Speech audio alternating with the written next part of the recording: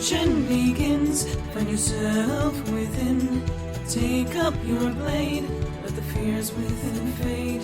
Stories are told as the die roll. Don't be afraid. Make your destiny will find you in me. Friends at your side, may the group with pride. Try as you might, you now live to fight. Monster nor foe can fill you with woe. Enemies in sight, it's time to roll dice.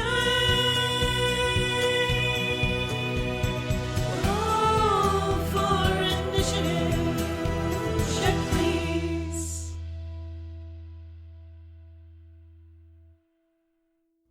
Welcome back to Check Please, the D&D podcast. Last time, the party was on its way toward what appears to be the enormous dormant body of Melifera, deep in a snowy valley. They ran across a Serpentes guardian that was claiming to be the guardian of the Valley of Sett, and her self-imposed vow to protect this valley from all intruders who would misuse the magics here forced her to stop all of you and test your worthiness. So, all of you succeeded on the test, and the Guardian found you worthy and allowed you access to the valley. After that, you made camp, and that is where we find you now. You've constructed a small fire and have found yourself an area that's sort of a scooped-out valley within the valley that is blocking a great deal of the wind going across the area. Between that and the fire, you've managed to make a place that's relatively cozy. It is late in the evening of the 26th of March, 783 of the Third Era. If I recall, I believe that Vera has given Petra a winter quilt. Yes. And we're just going to the little dugout. Yup. Petra has Chisel kneel down in that kind of deer pose and he cuddles up next to them and throws the blanket over the both of them. Chisel snorts. I also leave out 2 other winter quilts for the remainder. Riz already adjusted their cloak to have fur somehow, so they're good. So cool. I hate it out here. I guess Lovette will take a quilt then. I feel like Kurla wants to take a quilt but isn't going to. That is cold as shit. Well, if no one does, then Vera will eventually take it before they go to bed. And you're staying up, is that correct? Yep, I'm the one keeping watch. Because I can do that, baby. Alrighty. So in that case, the party rests for the evening. Is our new friend still here? The Guardian? Yes. She's trolling around, yeah. Did you need to speak to her for some reason? Before we left, Lovette would want to speak to her, but it's not like something that need to be brought up before we go to bed. Just okay. I mean, before she disappears. She kind of patrols the area, so it's an easy matter to flag her down. Okay. I wasn't sure if it was going to be like she just vanishes after the trials are over. No, she's not that mysterious. Okay. She's already kind of made contact with all of you, so she doesn't really feel the need to stay invisible around you. All right, there's now Tuesday the 27th March, and the party wakes up from a restful night in a snowbank, basically. It still snows quietly, adding a sense of calm and peace to this valley. When you all wake up, around Riz, just in a circle, is pretty much every single god symbol. They've drawn it in the snow. Speaking of Riz, would you mind rolling your pool for the day, please? Yes, please. Different show. Yeah, sure, it's dead. Is there a structure to these symbols, or do they look like they're drawn for some sort of ritual, or just out of boredom?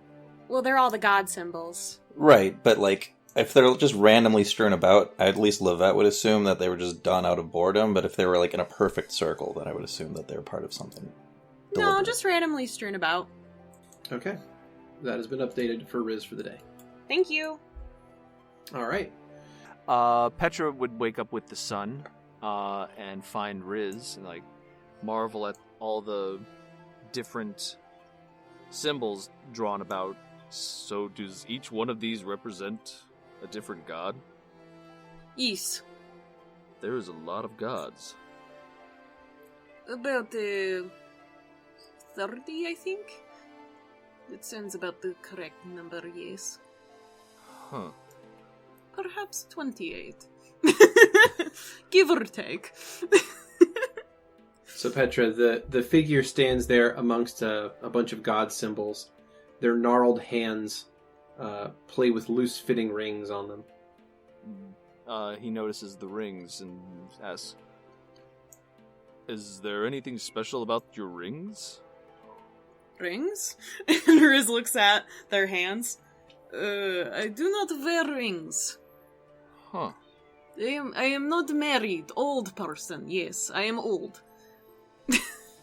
But apparently you see rings. Interesting. I do. They are... What's up with the rings, Petra? I'm not sure myself. That's... He shakes his head, just... Would it be possible to get some, 1 or 2 seeds? I'd like to go pray to Eden. Just a moment. Beardy, I have a question. In this specific just valley area where it's been an obvious barrier, are trees growing in this barrier area? Area. Once you have made it down the side of the valley and across that frozen river, it's pretty much just a snowfield. It looks like any trees out here, for some reason, aren't growing on the flatter part of the valley. They're growing on the slopes of the hills all around it, but not directly into it. I have a feeling you are going to be walking a little bit before you get to area where seed will take. Just a note. I have to try. Maybe would you... Do you know there's other fucking ways to worship? Jeez. Have they told you nothing? Just help someone. She is good, yes? Do something, like a fucking... Familiar? No, what? Shut the fuck up, Vera. They're still asleep. do something that is... that helps someone, but you don't mean to, Like, goodwill without intention. Acts of random kindness, yes. That is a form of appreciation as well. Look up to the sky, enjoy the weather, the thing she has domain over. Huh. Catch snowflakes in tongue. I haven't done that in years. That is part of her. You know the weather. Yes, part of her. Do that. Hey. Just throws their hands up in the air as if they're exasperated. I'd like to think at this point Lovette has woken up and she's standing behind her son and just, "You're wasting your time. Soldier boy needs some sort of orders to move forward." I'm not But it's fast. okay. I mean well, but I'm not fast. Yes, we know. Listen, Petravian, I understand you're excited because apparently you are learning. Yes, but I'm not going to be your seed sugar daddy. Aww. That was disturbing. Like a couple levels. You see, these seeds are for me to appreciate, but as you see, I've already done worship throughout night. And they gesture to all the symbols around them. They are impressive. Those are just they're fucking symbols. It's not impressive, it's what they look like. Still impressive. Riz just stares at you and then looks at Lovette and then holds out their hand. I need to be paid gold for in it it. today. We go take that out of my inventory. Thank you. Yeah, go ahead and do your money transfers. Okay. So, what was Kurla saying? Kurla is meanwhile just standing on the periphery, kind of tapping their foot, and looking at the symbols that Riz has drawn out in the snow, but for the most part is just looking impatient and grumbling a little bit. And in the time, Vera will also wake up. Vera was completely covered by one of the quilts, and was basically just wrapped around the apiary just to keep it warm. Aww. And just wakes up, will collect all the quilts, and is going to tie them each to the apiary for transport. Oh, are we ready? Yes, I am. I would hope so by now. Maybe a quick question for our new friend before we head out. But other than that, I think we are good to go. New friend? Riz looks at Kurla and points between the two, like, is it you or me? New our friend. Just run over there. You see a Serpentes cutting its way across the valley. Yeah, I'll head over to her. Don't know if friend is quite the right word for that thing. That's the word I think is safest to use. Hey, fair enough. Did you just use thing? That is a person, Kurla. Apologies. It didn't sleep particularly well. Forgive me.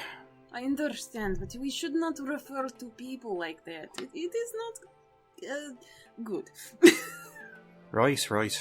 We get used to it. Okay. You approach this Serpentes as it patrols its way across the valley. As you approach, you make it within about, say 30 feet before she turns and looks at you. Yeah, Did you need something? Before we get going, do you know the area relatively well? I have been here for a very long time. Okay, I'll take that as a yes, because the last couple of things that attacked us exploded when they died, and I was wondering if you knew about any surprises like that, or does everything here explode? Not everything. The ice worms will. Does anything else? Not that I'm aware of. Alright. Anything that the skills, the strength we showed off yesterday isn't going to help with? Not that I have seen in the valley itself. But where are you all going precisely? Look to Vera for that. Can I hear this? Yeah, I think they're not making an effort to hide their conversation. So In that yeah, case- you can hear this. In that case, Vera just points at the dead corpse of Melifera. Well, I'm not sure exactly what you're going to find. Might be worse. Gods have a strange way of existing after death. Sometimes their presence can be felt. Sometimes the energies that made them divine never really quite go away. Divine power never truly vanishes fully. You may find things that are dangerous, and that is precisely why I guard this valley. I wish you well in your journey, but I cannot give you specific information of what you will find. That's all I needed to know. I just didn't want to go in blind. So let's get going. Right, let's head out. Wow. And for a moment, Riz sticks out their tongue really quick to catch a snowflake, and then thumbs up Vera. Let us go. Alright, so we will track towards the spire. Alright. The Serpentes will nod as you all pass by, and she continues patrolling the outer parts of the valley. A lot of you head deeper in, and you approach the base of this massive stone spike in the ground that is somehow shaped like a serpent's fang. High above you is a colossal corpse. So do we climb it? Right now, Vera's kind of just shaking a little bit. Like, it's not because of the cold, just because of just being in the presence of this thing. It's just a bit traumatic. How visibly? Should I, sense motive or something, or is it would I notice that? I mean, you could probably see that she's shivering. Like, I guess you could sense motive to see the reason, but it's probably pretty obvious just Okay. because of the context. I I just mean, want to see if she's trying to hide it all or not. I feel like Lovette and Petra would get it, and then the other two Yeah. would be like, oh, it's cold. After the ambush yesterday, Kurla is definitely on edge, so I think they're gonna go ahead and detect magic, if that's okay. Alright, Kurla, you cast Detect Magic. and sweep a 60-foot cone around the area. You detect magic items on the party, and you feel a residual magical effect or aura in this area. Something that is sort of emanating from high above you, up this stone spire. You have a feeling that the corpse above you is highly, highly magical in nature. I would also like to roll perception, if I may. Yeah, go for it. Thank you. In fact, all of you guys can roll perception if you feel like it. That is a 22 from Kurla. A 31 for Risen. There's a 30 for Vera. That is 26 for Archibald and 13 for Lovette. Petra got a 24, Chisel got a 14. Chisel saw more than Lovette did. It's because Chisel's so tall. Ouch. It's still dumb. Okay.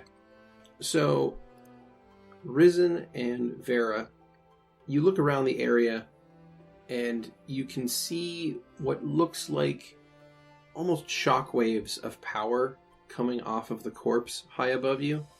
And as that shockwave moves off of the corpse, it vibrates in such a way to create wind. So it appears that the high-speed winds coming off of this thing are somehow part of its decay. So Vera will take out Melifera's sting, and just is going to whisper into it. So, is it on the... And Vera's looking at this corpse and just doesn't know how to refer to it. Just like, on the vessel? Bust out my Melifera voice. Buzz, it's me! Buzz, bitches. Yes, it is within. Within? Yes. Would you prefer it if the flesh of this vessel was returned back to the earth?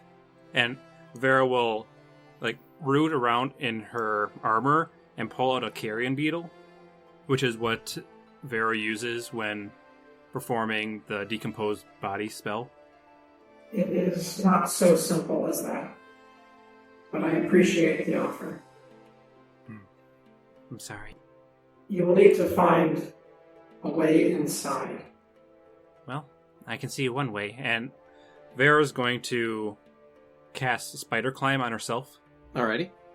Not telling the rest of the group what Melifera is. Nope. And No, Riz we is the just only hear- one who heard one side of it. Mm-hmm. Inside, do we explode? What? Wait, inside what?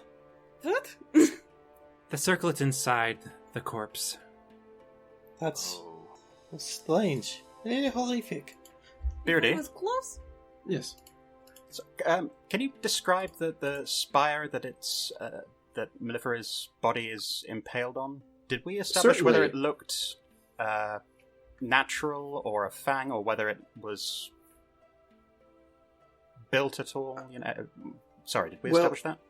Oh, you're fine. So basically what it looks like is a massive, magically created snake fang made of stone sticking out of the ground and impaling this enormous corpse. Okay. So we don't know if So- it's solid or not. You're not sure if it's solid. It could be hollow. There could be stairs inside it for all you know. Marvelous. Thank you. Well, I could just blast off the side of the tooth. So Vera starts walking up. Okay.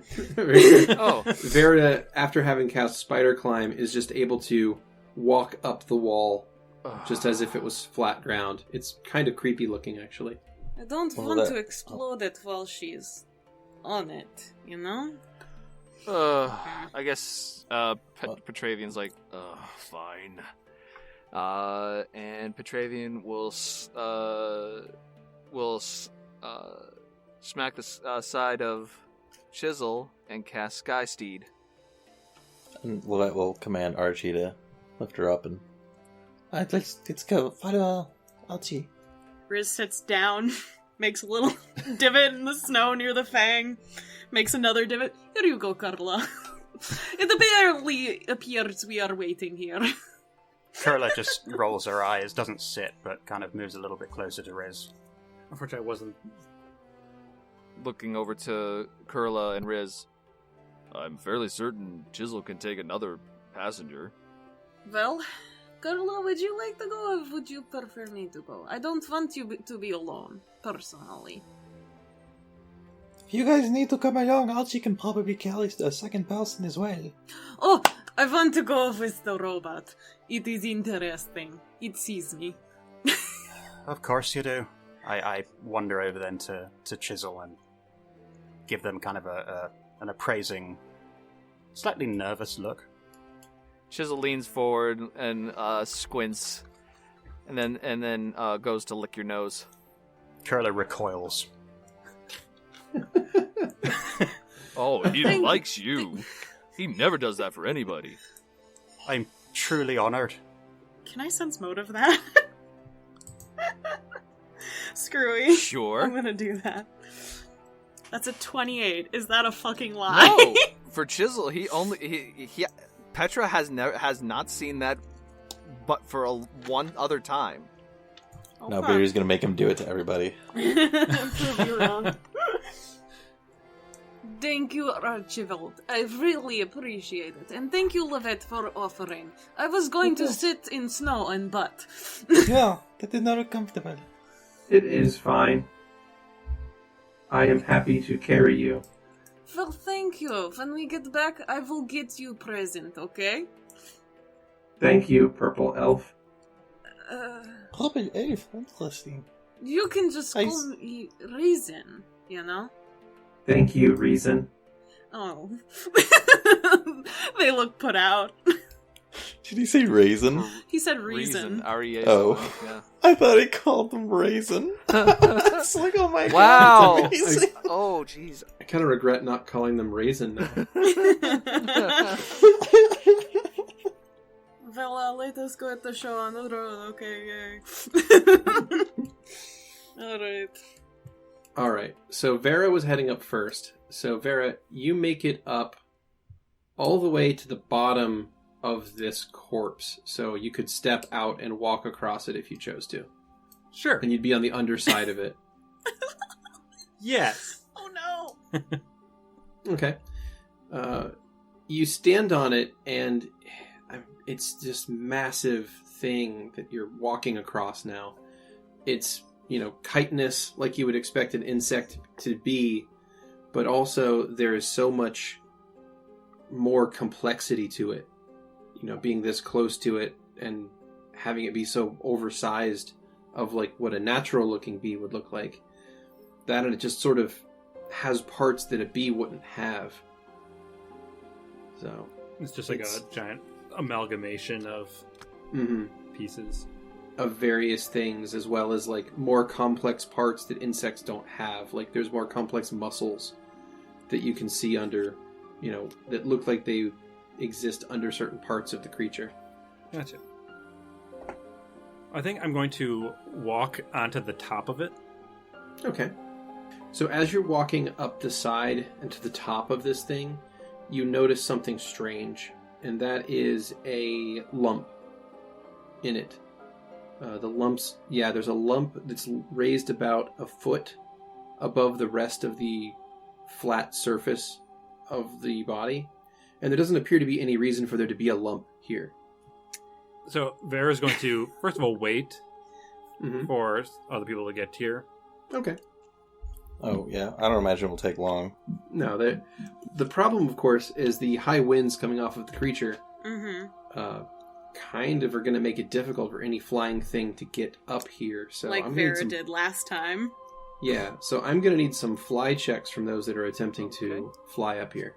So it would be Chisel and Archie who would make those checks, or is that everyone? It would be, yeah, you're right. It would be Chisel and Archie, those who are actually flying. Kurla actually backed off from Chisel, so Kurla is still on the ground. Just to clarify. Oh. So, Alrighty. Okay. Oh, Archibald if you would have has- stayed, Riz wouldn't have left. Because they literally said they didn't want you being alone. Oh, well. Fuck. Womp! Alright, so about 40 feet up off the ground, Riz will look down and notice that Kurla is still standing down there. So, Riz just nods politely to Archie and then just rolls out of his hand backwards, casts Featherfall on themselves, and just floats back down, arms crossed, looking disappointed. Excuse me, you... Oh. Oh, that'd be okay. I guess we'll just the three of us and you. That's just Featherfall. Alrighty. So, I don't know how this affects the roll, but because Archibald has the second level of the flight evolution right now, his maneuverability is perfect. Okay, so Archie fights against the air currents coming off of this thing, and it's difficult, and Archie's making very little headway. Chisel. So it's a very slow process. Chisel has a fly speed equal to its base and average maneuverability with the Sky Steed. And I get the fly check equal to my caster level, so +3. Okay, go ahead. Okay. Normal. 21. Okay, so Chisel does reasonably well. It's still extremely difficult to do this, but Chisel ends up making it onto the top of this god corpse, for lack of a better term. Oh, who's a good boy? You are getting something extra when we get back to town. So Vera, you are standing near the top of this creature, this god corpse, this leavings of Melifera, whatever you want to call it. And as you're walking up the side, you see, like I said, a lump that sticks about a foot up from where the rest of the area around it. And as you approach, it moves away from you. Ew. Ew. Oh, does it like slide or skitter? It skitters. So does this look like this lump? Is it the same color as the corpse? Yeah, it's under the carapace, so it's just a lump. Yeah. Well, that's fucked up. I'm still waiting for Archie and Lovette, right? Yeah. Do I need to roll again? What do I do? Yeah, give me one more check from Archie, please. So what is the bonus I should be adding here? I got it. It's fine. Okay. Would Petra have seen this as well?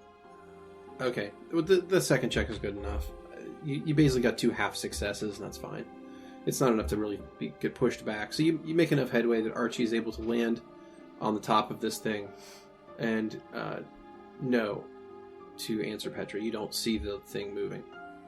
So now at least the lot of you are up there. Currently back on the ground, Riz and Kurla are standing in the shadow of this thing. Are the others coming? Where are they? Well, I offered to give Kurla a ride, but they seemed off-put by Chisel's being nice. Aren't they supposed to be working for us? I look at Lovette. I hope you're taking this into account for the pay. I can't really pay them a whole lot less than I'm paying them.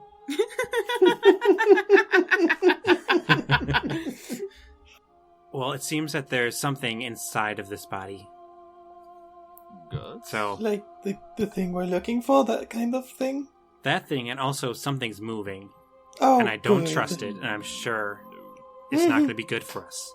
No, definitely not. So watch for any movements inside of the skin. I'm already pulling out my crossbow.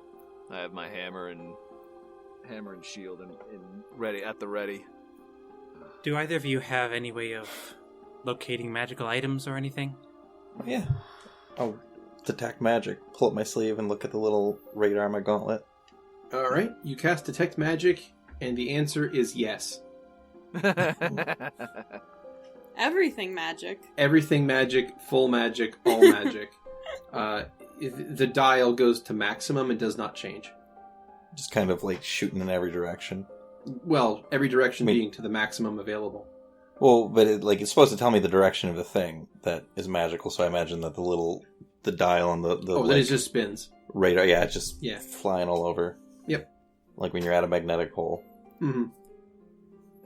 Vera looks at her staff, and once again is just going to say, so, is there anywhere in particular, sister? Forgive me, but I don't really want to be slicing this up more than I have to. I'm not sure if you would be able to. it was a powerful body, but there should be an entrance or a hole somewhere. Or you can make one. Isn't that Climb traumatic? up the Just beeper. slicing open your god's dead old body. Actually, I'm going to hit the side of this body with the blunt end of my staff. Mhm. And how, is it like seem exceedingly sturdy? Yes. Yeah, like it doesn't have much give to it whatsoever. Is it more like stone like at this It's point? similar. or Yeah, Okay. it's similar Bone? to that. Or bone, yeah. Is an exoskeleton, so Yeah. It's very similar to bone. It doesn't have much give, and you have a feeling that even if you were to slice this with Melifera sting, it wouldn't really do anything to it. Please tell me we don't have to make it eat us. hold on, it's like I'm looking something up in my insect book. Oh no. How many I don't holes wanna does an insect have? That's not something you want to Google. Use your Yeah. book indeed. Back down below at the base of this tooth. Why did you stay here? What is going on? Kurla looks incredibly embarrassed. I don't do too well with heights. What? That is the problem? Aye, well, it's a big problem. I don't do too well with heights. And leaping off that cliff the other day was not exactly fun for me either. You literally just have to tell me, oh, Raisin, please just cast a slow spell on me and I can fall safely. That is all you need. Also, barely a cliff we fell off of. 30 feet. Barely anything. So Vera kind of like falls silent and crosses their arms, just looking down. Well, there's 2 options, maybe 3. Mm-hmm. What does that mean? Do I have to explain it? I don't know. I don't know what we just cut the bee open. I mean, we could go in the Sorry, mouth the Melifera. or the other end. Wait, what? What? I don't want to do that. We have to. I mean, Uh, open to suggestions. I mean, can Archie get through this? I can get Archibald anywhere I can go. If I can get in there, I can get him in there. Listen, I'd rather go through the front, if I have to. Less shitty job. Just look at the big creepy bee heads and start shivering. Really, Petravian? Now's the time? That was disrespectful. I'm sorry. Yeah, you should be. Can we really not get at least a healer in here?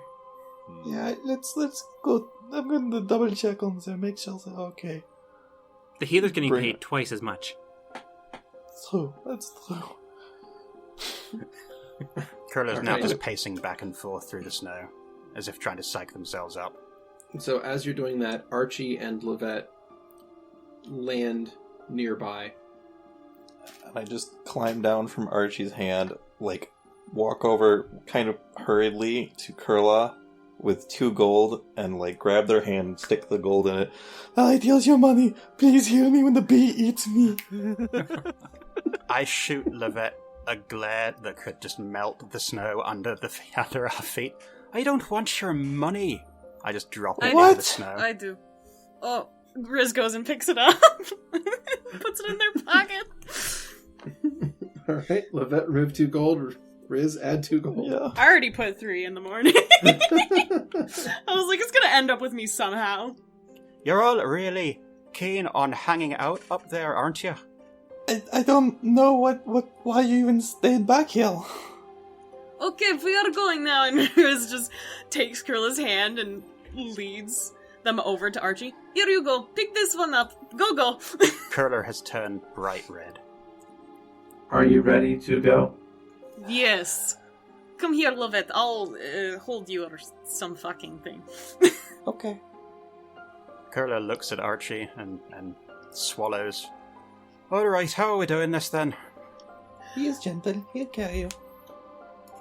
I will carry you, and we will go up. Right, let's get this over with then. Archie holds out its arms. Riz holds out their arms for Lovette to just jump in. Mm-hmm. And she'll just hop up. Okay, Archie, carry me while I carry Lovette. Let us go. Alright, so Archie scoops up the lot of you and begins flying up. Can I get another fly check for Archie, please? Try. Boy. Oh my god. Okay, I'm going to another one after that, please. This is insane. Oh my god! Can you read those out, please, though, for the podcast? Sorry, yeah, you're right. Okay, so those are 12s each. Did I read the earlier ones off? I can't remember. I don't I think don't. so. So I've gotten 11, 10, and 12, and only in that range so far. You know At least what? I haven't gotten lower than that. I think by that's- reading them out loud, I have jinxed them now. But whatever. But that's what you needed, so you're fine. okay. Good. Archie makes it to the top of the corpse of Melifera. So the whole group is now gathered up here. If anyone would like to look around, you're welcome to make perception checks I would. while you're would walking love around the to. top of this thing. That's a 10 for Petravian. So 27 for Risen. 29 for Vera. All right, That is a 30 from Kurla. excellent. A 16 from Lovette and a 13 from Archie. That one on that one. Oof. Yeah. All right. So a lot of you look around up there, and one thing you notice is that Vera, Risen, and Kurla, you all notice as you're moving around, there appears to be some sort of damage in one section of the top of the back of this giant bee creature. It looks like there's a spot that is kind of a conical hole in the top that looks like it would have been the remains of maybe a bite mark or a impact from a tooth that has left sort of a sinkhole at one point in the top of this thing. I found hole. How big is this hole? It's about 15 feet across. It's big enough for all of us. I'm Well, so glad maybe we don't not have to eat chisel? them by the bee. He could squeeze. I don't know. His antlers are weird. We'll cut him off. I mean, I'm just confused, that he still had antlers in winter. Oh, he's magic. That's Magic. okay. He's magic. Don't have to explain shit. I was last told he's just a regular elk, so whatever. Is he regular elk? I don't know. Vera doesn't ask many questions about this elk. He's a holy elk. Other than, why the fuck is he still eating my flowers? I mean, they're tasty. That's why. Yeah, I know they're tasty. That's why he shouldn't be eating them. Maybe I want one. Honeysuckles are very, very tasty. Well, hole. Are we going in this thing? That's I mean- better than being eaten by the bee. And the other options. Yeah. What? Let's look at this first. Okay. Strong one. Petravian. Here you go. You go first. Well, Unto the breach. And Petravian pounds his chest and jumps in. All right, Petravian jumps in. What do the rest of you do? Vera's gonna go right after him. All right, Vera immediately after. What's the Rizzle rest of you just hop in. do? All right. Very, very nonchalantly, just boop. Hey, Beardy, can I cast light on a weapon and have the weapon out and use it as a torch, but have it ready in case of combat? Absolutely. Now, you do also have bright vision of 60 feet. So you can actually see 60 feet in the dark without having a light spell going. Marvelous. Light spell might be useful Wouldn't it- for the others, though, too, right? Maybe? Does anyone here not have decent vision? I don't think. I Lovette? think Gnome should be fine. Oh. I don't know What's why half Lovette elf? would. I think Well, half let's elf see. is Vera daylight. has low light vision. Okay. Yeah. Mhm. So Vera might have problems seeing, and Lovette might have problems seeing. I'm surprised gnomes don't have any sort of vision things. Or Isn't I'm that not seeing strange? any. That doesn't seem right, does it? No. They're fucking subterranean creatures. Yeah, exactly. I mean, it makes How does sense that for work? this world. Yeah, no, I Yeah. get that. So, fucking Riz, Petravian, Kurla are fucking fine. Well, Yeah, so Vera and Lovette are going to require a light source, then. Well, before Kurla goes into the bee via that wound, they're going to tug their +2 dagger from its sheath at their belt. They're going to concentrate for a moment. Holding the dagger in their right hand, they're going to tap the blade twice with the top 2 fingers of their left hand, and a light is going to start dimly emitting from the blade. lighting up for 20-foot radius. 20-foot radius. Okay, one moment. Dude, I'm half a dark elf too, and I still can't see in the dark. That's fucking miserable. Yeah, half elves only have low light vision. Yeah. I know. That's true. But that's crazy. You think that the indoor keeping and also half only lives in caves? Yeah. Lovette definitely believes that she can see in the dark. She's like trying to squint in there. She's like, oh my god, Sal's light. My vision is going. Likewise, Beardy, Petravian will cast Greater Magic Weapon as he jumps into the hole. Okay, in that case, cast the spell and apply the buff to yourself. Okay, well, in that case, as the lot of you drop in, I'm going to go ahead and push a map and read you a thing. Just a reminder, Kurla, Lovette, and Petravian all have little rocks with arcane marks on them from Riz from last session.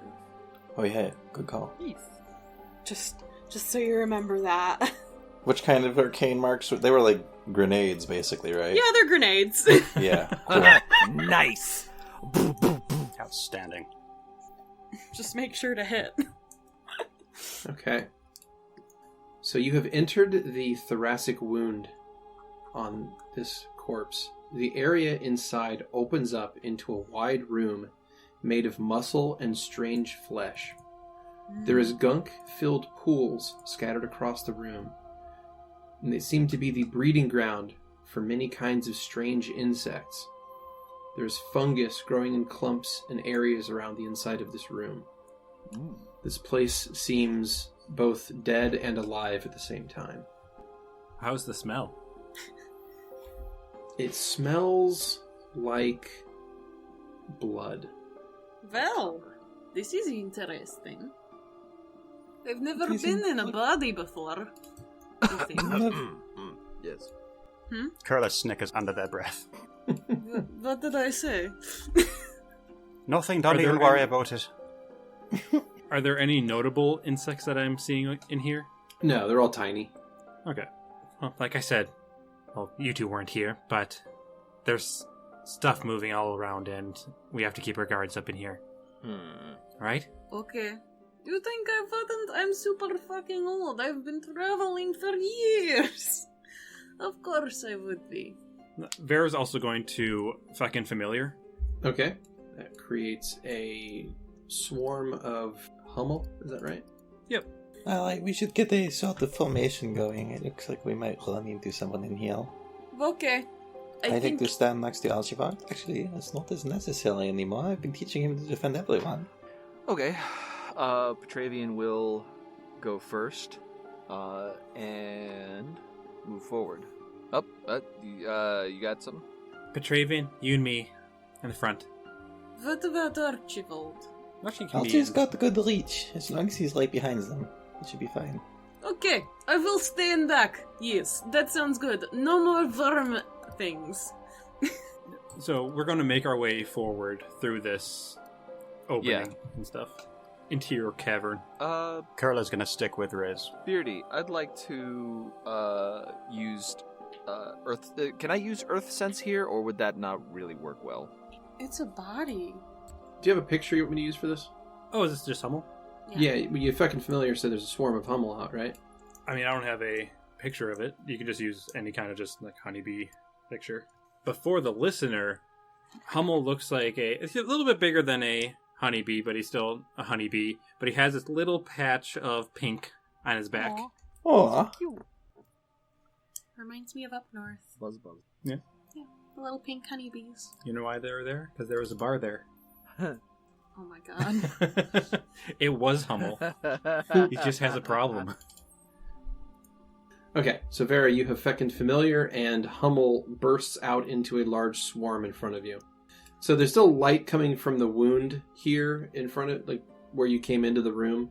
But once you go past a certain point, it's going to be quite dark. So hopefully you bring your own light sources.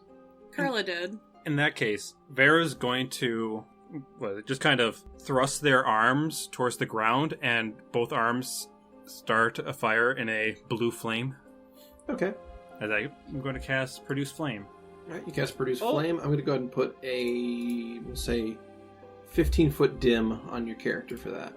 I got a question for Petravian. Yes. So, two-part question. Why is Chisel in the front, or if you're not riding him, why not ride the steed? That is a good question. I would turn to the DM and say, is it tall enough for me to ride Chisel in here? I mean, or would it be... Yeah, this room is cavernous, yeah. They'll both free up the front line a little bit, and also Chisel is much more effective as a steed than he is as a combatant. With I wanted to use Earth Sense. My first question would be, could I even use that in this situation, in here? Well, no, that was to the DM. DM, Earth Sense?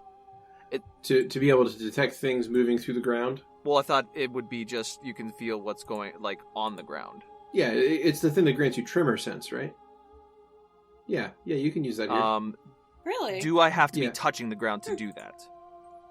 Yes. Okay, so that's why, because I want to see if there's going to be something that bursts out of the walls or out of the ground. Could we have Chisel in the back or something then, where he could be guarding the rear? Absolutely. I mean, it would allow. Oh, that's true. Having We'll a get rear position. Archie in the front. Yeah, get he's Archie more useful. up there then. He's a bit stronger. If we're gonna, because Chisel, he's good there then. Because if something were to sneak up on us, then all the squishy people aren't totally vulnerable. That's a great idea. For when the xenomorphs start coming out of the groundwork. Right. Exactly. And it will be a lot less scary to have to fight a xenomorph Chisel than it would be to fight a xenomorph Resen, so... I get 3 charges of that Tremor Sense. So if you'd like me to use one now, I think that would be a good idea. Oh, wait a minute. Oh, geez, this is a huge... I take that back. This area is huge, so I'll hold off a little bit first.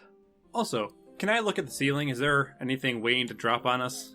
You look up in the ceiling, and what you see are crisscrossed patches of muscle that you believe must have controlled the wings of this massive body.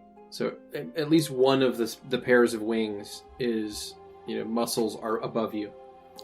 This massive overlapped knot of flesh. Yeah, Vera doesn't look like she's doing very good. Alright, let's just keep going, okay? Yeah. Okay. It's fine. Onward we go. So, like I said, you see strange clumps of fungus, but then as you get further south, Petravian, you're the first to get close enough to see it. And that is, it looks like there's a stone wall on the south side of this room.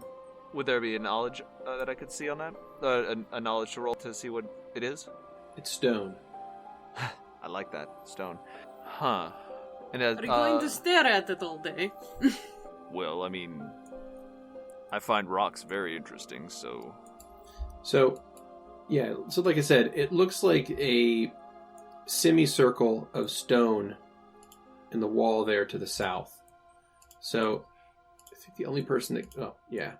Riz, Kurla, and Petravian can see it pretty clearly. I'm going to get close to it and do Tremor Sense to see if I can feel maybe beyond it. Okay. B&B Beyond. Oh my Oh god. shit.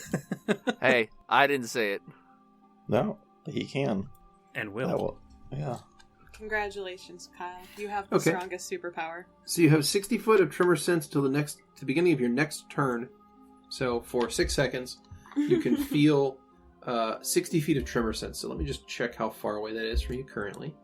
So, Petravian, you focus your mind and you think about, you reach out with your natural abilities and you sense anything moving around you. And what you realize right away is that you guys are not alone. Not by a long shot are you alone. There are things moving around all around you. 60 feet in pretty much every direction. There are things crawling about. It appears that there's quite a lot of life in this corpse, if that makes any sense.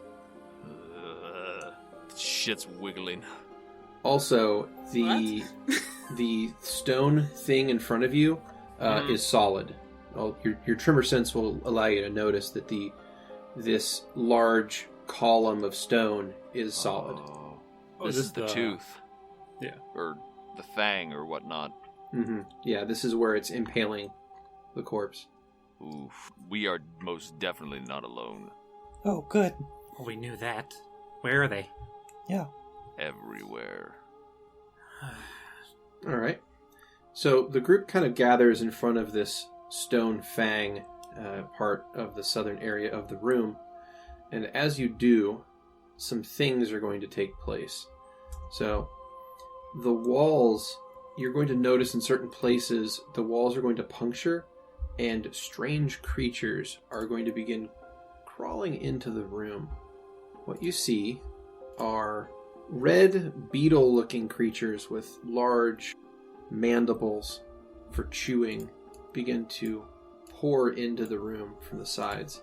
You see 2 to the west, you see 2 to the east, and you see 1 to the south. I'm going to have everyone roll some initiatives here. Take it back now, y'all. One hop this time. Boom. One hop this time. Boom. Crisscross. Applesauce. Yeah, when you said crisscrossed muscles, it took all of my power not to say applesauce. Oh, guys, I love you. Petra, what the shit? Oh, wow. Good. Oh, God. no. Vera, Wow. No. Vera, Damn, Petra, the Petra. one who knew that they were coming, is the last one to act. Roll the... Should I get? Can I get a No. redo? No. Why would you get one? Because I didn't think. I figured Tremor Sense would give me a jump on them. No. No, apparently not. All right. You were the first one to notice, but initiative is exactly that. Your ability to seize the initiative and actually act So on he's your knowledge. concentrating. He is concentrating too much. Yeah. And he says we are not alone as they're crawling out of the walls. I mean, I like to imagine that he's just saying it kind of slowly and dramatically. It's dun dun dun dun, guys. Dun dun dun dun dun. We're not alone. Meanwhile, fight's already started. Yeah, it's already started. He's got to have like a long scream before he attacks. I like to think of it as like that cool moment in the movie where they're like, "Oh, we're not alone," but he's expecting this cool moment. So Right, when they start exactly. coming out, he's like, "Ah, I didn't expect that soon." Okay, so the first one of these beetles charges from the wall to the west toward Archie, bites and misses pathetically. It clamps at the air, but Archie just sort of turns nonchalantly, not even really fully grasping what's happening yet. Kurla, you have initiative.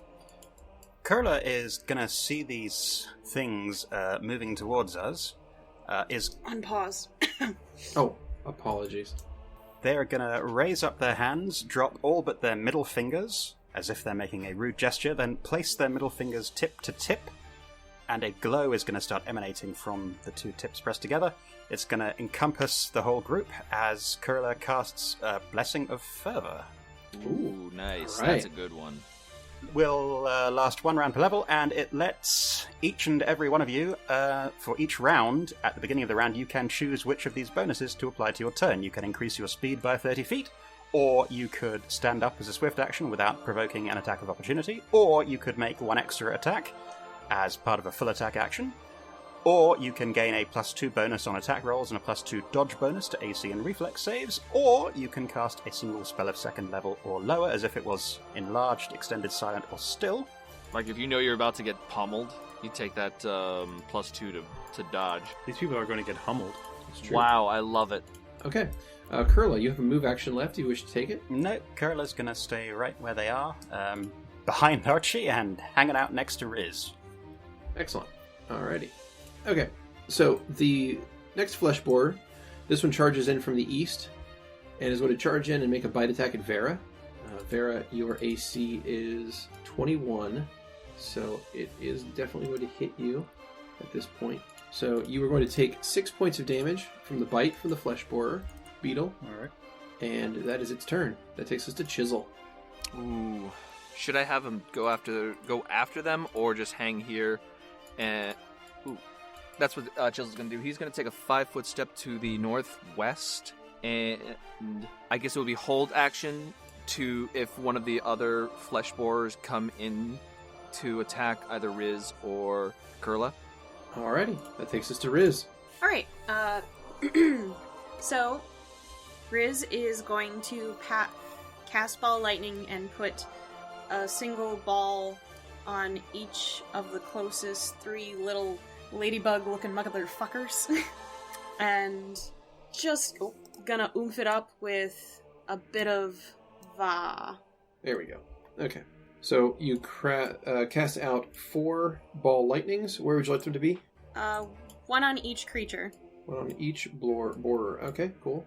2, and 2. Okay, excellent. All right, you drop down 4 ball lightnings. So they're all going to get a save. So go ahead and... No. Go ahead and cast ball lightning, please. Okay, can do. Okay, that is a DC 21 save. So I'm going to go ahead and have them all roll that. All right, all but 1 failed. Sorry, all but one. Only 1 failed. My apologies. I said that backwards. Shit.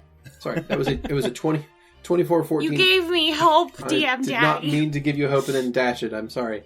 The results were 24-14, 32-24. So the second one failed, which is going to be the one next to Archie. So it's going to take, I believe, 3d6 damage. So go ahead and roll 3d6. So 11. You deal 11 points of electricity damage to the flesh borer beetle next to Archie. And there are 3 other balls of lightning floating around the room, harassing the other flesh borer beetles as well. They don't even get like half damage? No, it's save for completely negation. Yeah.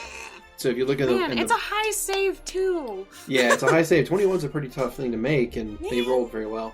Okay, so that is Riz's. Oh, you have a move action left if you want it. Yeah, I'll step a couple feet back. Just hang out between Kurla and Lovette and Chisel. Hunker down. Go to the safest place. Okay. Yeah, exactly. Smart spot. Yeah, it is the most protected area. All right, so Riz moves 10 feet to the east, and that moves us to the next flesh borer. This one's one up in the northwest, and it's going to charge in at Chisel. So this is going to provoke and also activate Chisel's held action. Nice. So go ahead with a gore attack, followed by another gore attack. Yes, sir. That's an 18. Okay, the first shot's going to miss. 22. That's also going to miss. So that brings us back to the flesh borer. So it's going to go ahead and make an attack against Chisel. Mm-hmm. And that's going to miss. Alright, Lovette. Alright, so I'm actually going to delay my turn till... I'm going to delay my initiative to 16, I guess. 16? So that I'll go after Hummel, because I think it'd probably be advantageous for me to go right before Archie, and I don't see a reason to not do it that way. Okay, you have delayed yourself to 16. That makes us at Hummel's turn. Alright, unfortunately I have 2 questions first. Sorry. Mm-hmm. First of all, how does the ball lightning work? So they function basically as little hazards. Anything standing on them is going to take a reflex save or 3d6 damage each round. So they are centered on an area? Yeah, they sit on a 5-foot square, yes. That's what I need to know, because Hummel can't go on anything that is targeting an area. Okay. So in that case, Hummel's going to go after the beetle that's attacking Chisel. Okay. And I believe I gave you control of Hummel, so you should be able to move Hummel now. Alrighty. So go ahead and roll your swarm damage. That's 3d6, correct? I believe that is the case, yes. Woo! Should be R/. Or sorry, /R. Other way around. Okay. 10 damage to the beetle. Okay. Cool. Alright. And that takes us over to Lovette. Alright. To start, I'm going to cast Greater Evolution Surge, slap a little vial on Archie's leg, and his second pair of arms are going to pop out. You got it. And I'm going to stay where I am for now, so that'll be my turn.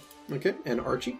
And Archie is going to start wailing on this beetle that's right next to him. Okay. Oh. What's up? Also, sorry, could you also roll for poison? Sure. It's a DC 20, I believe. And does it also have distraction as well? Not that it really matters Yes. against Yes, it does. this thing. Swarms cause distraction. Cool. Alright. It is unaffected by the poison. Alrighty. Alright. What's Archie doing? So I'm going to continue? Alright, so first pair of attacks against the beetle that ran up to him. Mm-hmm. That's an 18 and a 25. Okay, one of those is going to hit. The 25 strikes for 21 points of damage. And then the second pair of attacks will also go for that same one. Mm-hmm. That's a 27 and a 29. Okay, both of those are going to hit and deal 19 and 13 damage, respectively. And then, so if this spell works like haste, he gets one more attack, is that correct? If that is the bonus you choose, yes. So you get to make one extra attack as part of a full attack action. So you just make a single attack then. Yes, I will do that. Right, Oh, that was a natural one. Wonderful. Wonderful. Go ahead and roll again to see if you confirm. And it was a follow-up with another nat one. Another natural one. Can I have fun? So that is a double nat 1 critical miss. So, oh boy. Archibald's going to turn around and just crush Lovette, and that'll be my character. Okay. The critical miss card I pulled is called Better to Give. Your attack damages you instead. You use your target's strength modifier instead of your own. Oh, okay. So that's going to drastically change the damage dealt. Sure will. Especially because he rolled pretty bad on the damage, actually. So it's going to do 4 points less damage. So Archie takes 12 damage from the attack. And that is Archie's turn. Alright. So, next flesh boar. This one is in the far northeast. It's going to rush in and try to attack Chisel. In the back of the group there. That is going to provoke, since Chisel has combat reflexes. So I need one more gore attack from Chisel. Another 21. That is a miss. And that takes us to the boar's attack. It tries to bite at Chisel, and it succeeds, and bites Chisel for 10 points of damage. Oof. Takes us to the next flesh boar in turn. This is the one in farther to the south. It's going to move up and try to make a charge attack at Archie. Archie is going to have reach on it, so that's going to provoke. So Archie can go ahead and punch this thing. Wonderful. Is it 23? Alright, that's going to hit for 14 points of damage. Okay. And the flesh boar is going to attempt to bite back and succeeds, hitting Archie for 11 points of damage. Alright, Vera, you have initiative. Alright. These flesh borers seem to be pouring out of the walls and coming after you. Alrighty. So, in that case, I'm going to, first of all, I'm going to have the effect of the +2 to AC dodge and +2 to attack. Alrighty. And I'm going to, I guess for the first time that Riz and Kurla see it, a giant blade just sheathes out of the staff that Varys is carrying, turning it into a scythe, and she's just going to lay into this beetle, just trying to slice it right into the center where the elytra is disconnected. Okay. I thought he had fire. Nat 20! Nat 20. Alright, so that is a full attack from Vera. First one is a 31 and definitely hits. Deals 16 damage to the beetle. And the second one is a nat 20. Criticals confirm on the 26 there, meaning that is going to do 63 points of damage with the critical. I'm going to go ahead and pull you a card. Okay, this is a slashing attack. Nah, that's terrible. Just You don't gives want me that one. warm, fuzzy feelings when Vera gets a crit. Ah, wonderful. Vera, you gain a surprise opening on your target, and you may attack again at a -5. Oh, really? Okay. Yep. So attack again with a -5 penalty. So this is going to be actually only a -3 if you're counting the +2 you're getting from the buff. So I'm going to go ahead and deal these 63 points of damage to this beetle. It's still up, but it looks pretty badly hurt now. So your scythe just cuts right into it, separating carapace and innards. And a steady flow of some sort of pink ichor is leaking out of this thing now. The game doesn't know how to do that. There you go. That's a 27. Excellent. So that is going to slice down and deal 18 more damage to the flesh borer beetle, bringing it to death's door. Yeah, so what I was imagining is, once again, I'm right in the middle of where the elytra don't meet, and she tries to kick it off so that it goes straight through its head, but it just catches, and just has to the blade just moves out of the body after that. Alrighty, that takes us to Petra, bringing up the bottom of the order. Petra looks over to Vera and says, I think you got this one. And he takes a 5-foot step over to attack to the southwest to attack the flesh boar that is attacking Archie. Oops, sorry. There we go. And goes for that full lovely attack with the plus... Should I go for the +2 or the extra attack? Let's go for the extra attack. That's a 39, a 32, and a 20. Alrighty. 2 of those attacks are going to hit. You deal 14 damage on the first hit and 15 damage on the second one, raining your hammer down on this thing, sending little splats of ichor out of it as you do. And then Go another, ahead and just make a your single next attack attack. or full attack? Single attack. That's another 34. All right, that was going to splat this thing again for 17 more points of damage. This flesh boar now looks pretty beat up. All right, that takes us to the beginning of round 2. And these creatures are going to start full attacking now. Shite. Okay, so the first flesh boar is going to start doing, what happens is as it attacks Archie, it's going to rear up and just start raking with all of its legs. Like it's going to stand on its rear 2 legs, and the rest of the legs are just going to start raking into Archie with these long, sharp claws that it has. So it's going to do some significant damage here. So Archie is going to be bit for 8. Then the claw, first one is going to critical for 15 damage. So pretty minor critical, but a critical nonetheless. Next shot hits for 7. Next shot hits for 6. Next shot hits for 9. On top of that, it's also, because so many of its shots hit, it actually has rake damage. Because it hit multiple times, it gets additional damage and hits for 9 more. So Archie takes a whirlwind of hits there. Help my boy. He's probably just salty because I'm fucking wailing on it. Mm-hmm.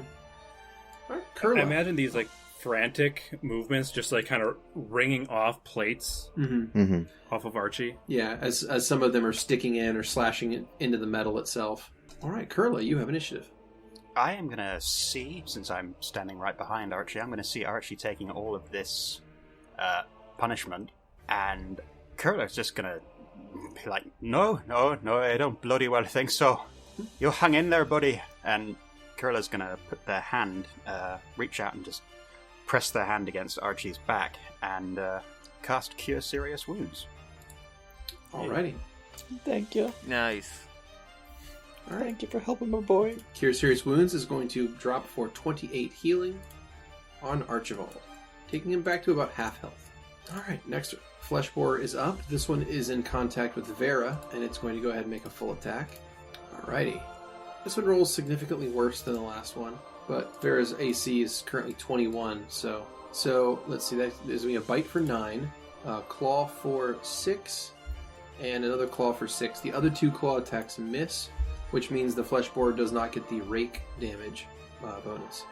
So that's its end of its turn. That takes us to Chisel. Chisel is going to attack. Did he land on either of those things? I don't believe he did, correct? No, on he has either not landed an attack so far. He is going to then attack the one that Hummel is sitting on top of.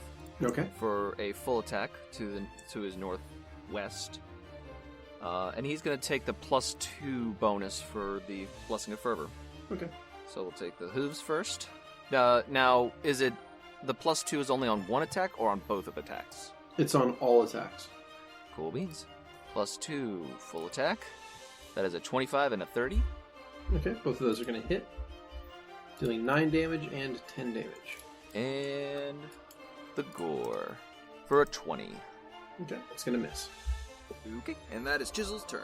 He is All right, staying that takes put us to protect. That takes us to Riz. First, for my move action, I'm gonna move the 2 lightning balls closer to the bugs in the north, kind of near Hummel and Chisel. They're not gonna reach it because they only go 20 feet, so just move those 2 closer, but they're not gonna reach in this turn. The orbs get just a little bit closer to the ladybug fuckers in the front, and then Riz is going to add a little bit of Reese and makes an Eden symbol in the air with a little bolt behind it, and they cast Chain Lightning to hit all of these. Alright, pulling out the big guns. Yeah, well, I added Reese so that the reach is enough to hit all of them. Okay. No matter who I hit. Right. Alright. Well, oh, that's shitty damage. yeah, pretty bad damage roll, but I also need you to roll 3d6 because one of the flesh boars failed its save against the ball lightning. Okay. 8. So the one to the southwest of Archie is going to take 8 damage from his ball lightning hit. Okay. And the rest of them are all going to have to roll some saves against this chain lightning that you just cast. So it's a DC 23. That's a fail. Yep. Pass, a pass, and a fail. Okay. So, At least it's not negated, it's only half. yeah. Which, man, normally I do so much better with that roll. Okay, so let me just go through here and apply some damage. Shitty rolls. Ultimate cosmic power. Mhm. Shitty living space. That's beautiful. Thank you for that. Okay, so Riz, you raise your hand up to the air, and this arc of lightning splays out in almost all directions, arcs over everyone's heads, and strikes all of the flesh borers around you. The flesh borer bound down next to Vera is going to be vaporized and turned to ash by your attack. Cool. The other ones all just take a significant amount of damage. Nice. All right. You have a move action? No, you don't. All right. No. It's all right. That is the end of your turn. Okay. The flesh borer up by to the northwest of Chisel is up. The one that's being nabbed at by Hummel. It's going to stay where it's at and just make a full attack at Hummel. At Hummel? Oh, sorry. No, my apologies. It's going to make a full attack at Chisel. I was gonna say, poor Hummel. All right. So the first attack. That would be here- great. I can't do that. Okay. It would just fail. Okay, so the bite here, we're going to go through this, and Chisel's going to take 9 from the bite, and 24 AC on the deer, so that's going to be a hit, a miss, and a miss. Cool. So only 6 additional damage from the claws, and that is the end of that flesh borer's turn. Alright, Hummel is up. Nice. How far can you move your ball lightning at a time? 20 feet. 20 feet? Mhm. Alright, I guess Hummel's going to... He sees this lightning coming towards him, so he's just going to sting the shit out of the flesh borer that's next to Chisel on the left. Can't he line piece and get both of them? Then you can't put on your lightning. I can wait. That's fine. You sure? Yeah, totally. Okay, you're moving it, so I assume that you wanted to put him on it. Yeah, I mean, it's just in case. I want you to be able to do whatever you want. That's all. Alright, I'll line piece then. Okay. Line block. Give me 3d6 damage, please. Alrighty. That's 8 and 7. And then also the poison. Alrighty. Alright, pass and pass. Yeah, their fortitude saves are very, very good. I hate them. Alright. I want them to die. I don't know if... Alright, that takes it to Lovette. I'm going to cast Mage Armor on Archibald, because I realized that his AC is done correctly now, and might as well make it extended. There you go. So you've now cast an extended Mage Armor. Mage Armor, Yeah. so... Because I don't think Enlarged would do anything for him. No, right? it's a single target No. spell. You can't enlarge Right. it. But extended So. would cause the means his spell to AC will last be good all day. twice as long. So it is now a 24-hour duration on Archie. Nice. Have that for later today. Jeez. Mm-hmm. I should probably hope while this is still going, I should try to get a evolution search going on it. Gets +2 AC. Oh, so Petra would have a 25 right now, right? Lovely. That'll come in handy. Petra's AC is 25. Right now it's 23 with Isn't Petra's- he a paladin? Yeah, why? Why is his AC so low? Yeah. Yeah, we need to get you a ring of protection. Just it hasn't come up yet. Man, I'm just realizing that Lovette's life went from bad to nightmarish right around when she got that ring of luck. She should get rid of that fucking thing. Yes. The Ring of Luck? Yeah, she got it because she has terrible saves, and I was like, a ring of luck sounds like something she could probably use right now to begin with. I mean, good luck and bad luck, isn't it all luck? I suppose. It could be Yeah, cursed. they didn't specify, right? In either case, Skrewy, you ready? Yes, I am. All right, where are we going? What are we doing? Well, So that was my turn, so then I got Archie. Alright, Archie, you have initiative. Alright, so he's going to continue wailing on the one that is in front of him, that's on the, that is had been getting shocked by that ball lightning. Okay. So first 2 attacks are a 25 and a 20. Cool. Alright, the 25 is going to hit. Archie strikes does for 14 14 points points of of damage, and that is enough to crack its carapace, turning it into a pink splatter. He's got 3 more attacks. He's gonna continue wailing on the one next to it that's between him and Petravian. So it's a 33 and a 26. Okay, both of those attacks strike. True. First one dealing 23 damage, second one dealing 12 damage. And then one more for 25. One more for 25, dealing 22 damage. And that final massive punch is enough to, again, turn this thing into a pink smear. Yeah, I'd like to think he grabs the first one, punches into it a few times, and then just uses it after it stops moving to, like, smashing the one that's still up with the one that he killed until they're both down, and then just tossing them aside. Alright, they're both completely eradicated. That takes us to the flesh borer to the northeast of Chisel. It's going to make a full attack in the attempts of doing some serious damage here. Okay, so it's going to bite. True. That's going to be 11 points of damage to Chisel. Mm-hmm. And then its claws are going to be a miss, a hit, and a hit. So that's 8 damage, 9 damage, and 9 damage. That's enough to trigger its rend damage. That hits for another 7. Ouch. Alright. That takes us on to Vera. Alrighty. So I'm going to do the thing that I forgot to do. So you can see these marks where this beetle has just gouged out part of Vera's arm. It just starts to close up with chitin as she enters the Melifera's boon form.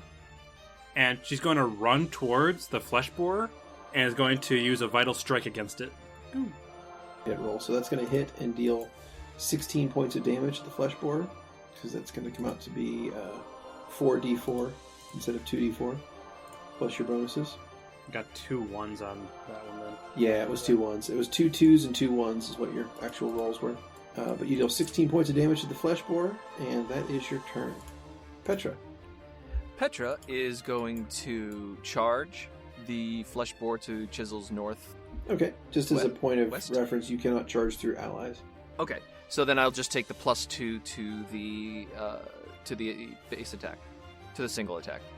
Okay, and so you move up 25 feet. Single attack, nat 1. Nat 1, roll again. 38. Alright, does not confirm critical miss. Cool. Alright, so Petra, you move up, but your swing goes wide.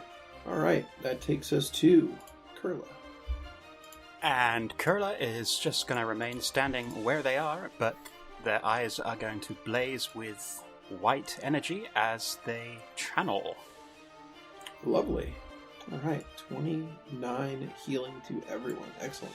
Fantastic. Alright. So, 29 heal on all allies.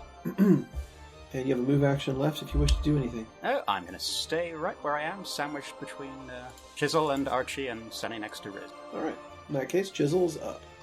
Yay!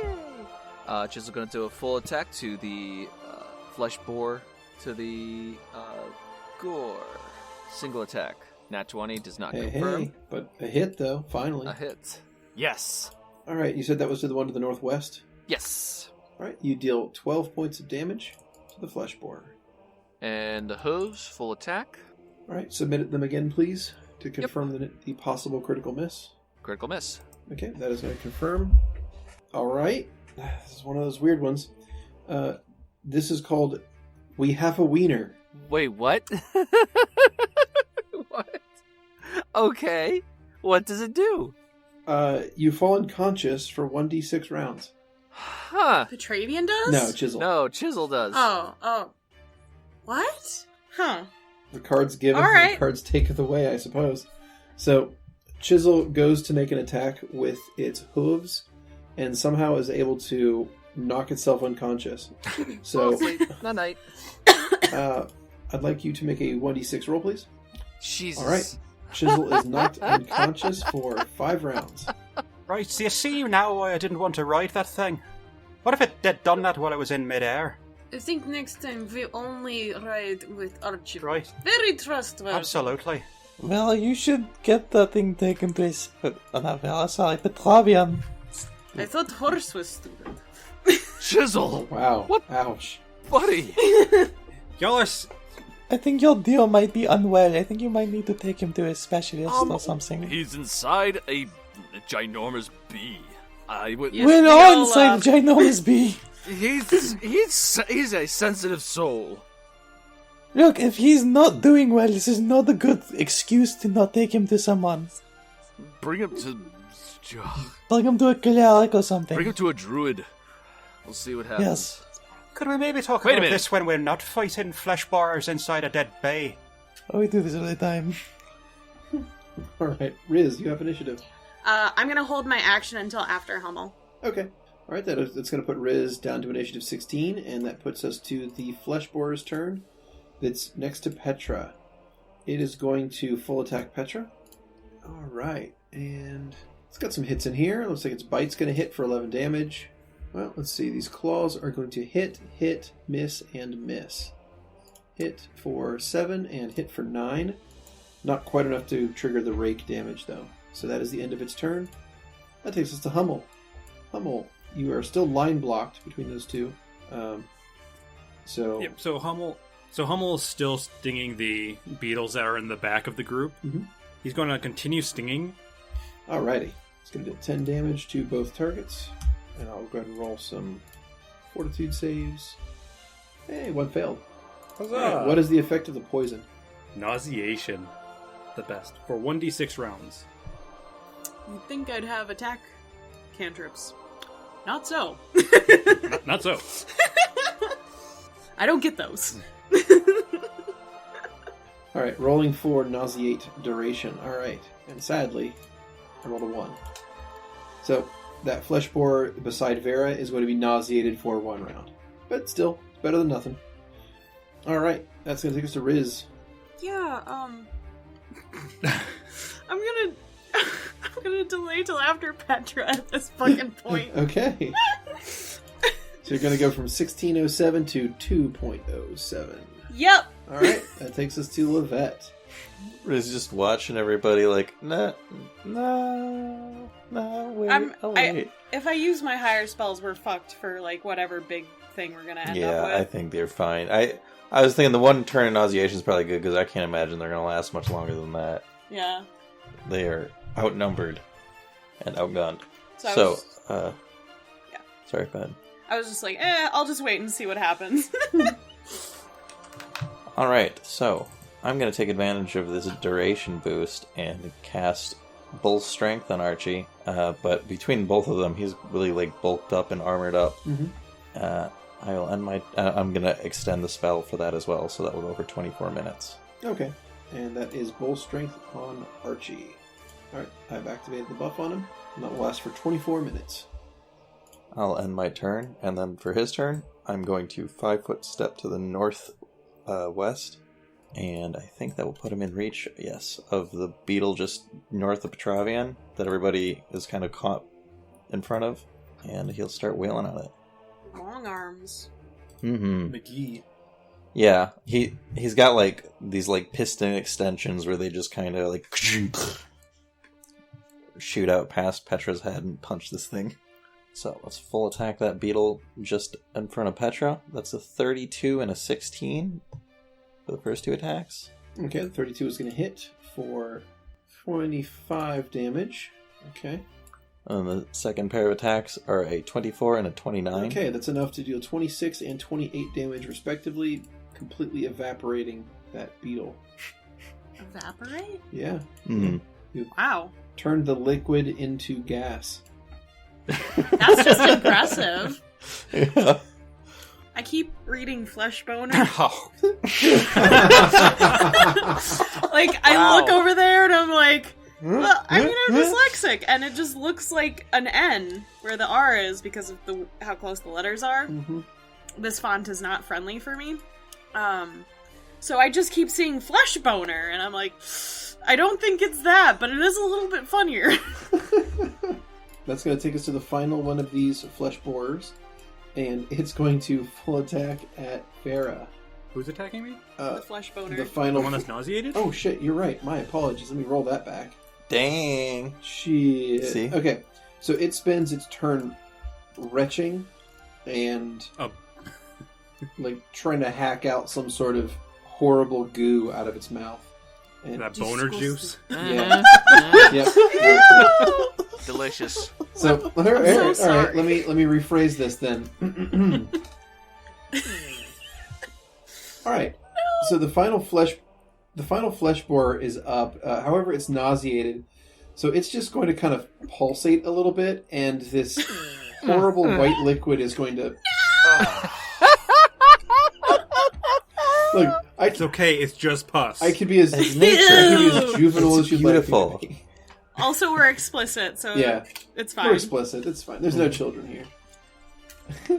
No, They're in it bed. basically is nauseated, so it spends its round trying to regurgitate something. Right, and it loses its turn. That pushes us on to Vera.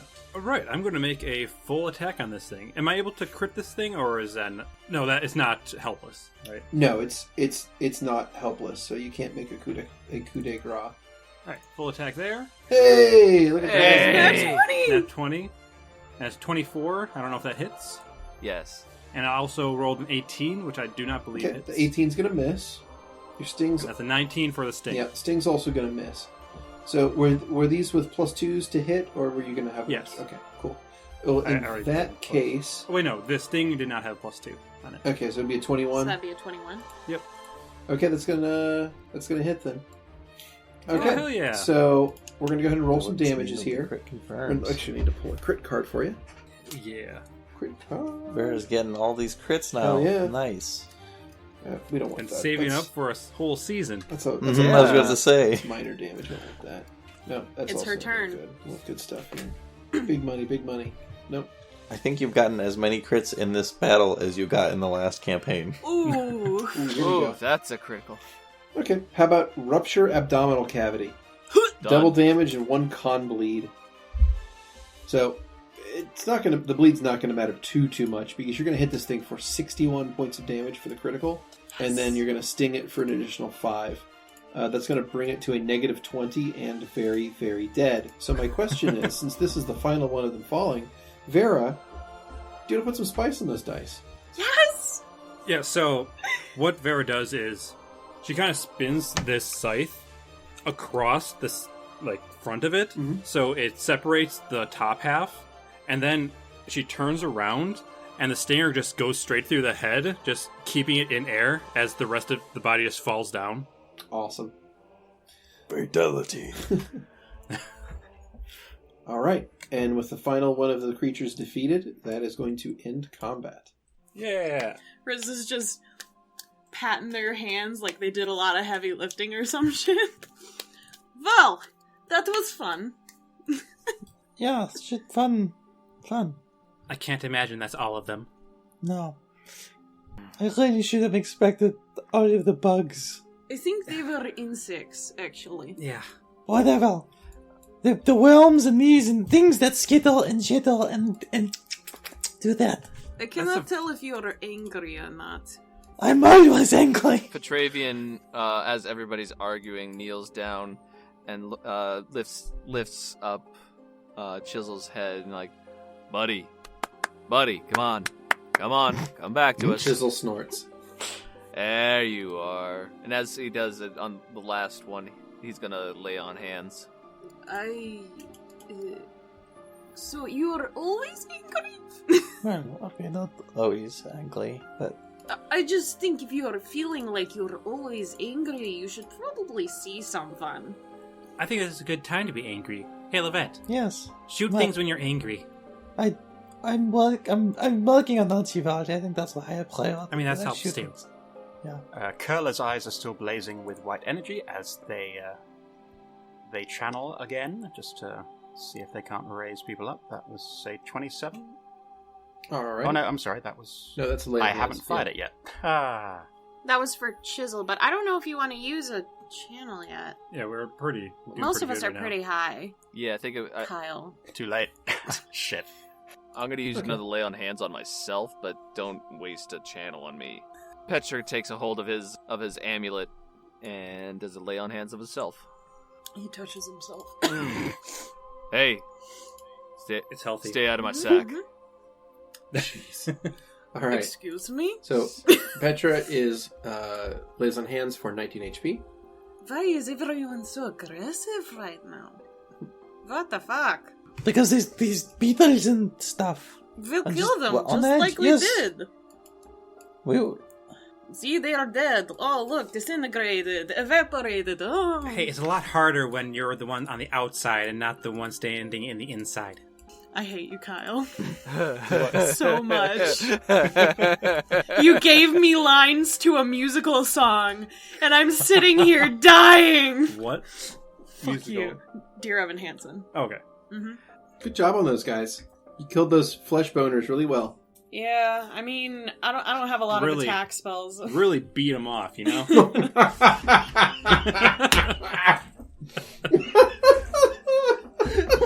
Oh my god. Sorry, that really tickled. Alright, so combat is over. Yes. And the party has cleared what appears to be this entire room. This large atrium of muscle and strange fungal fibers everywhere.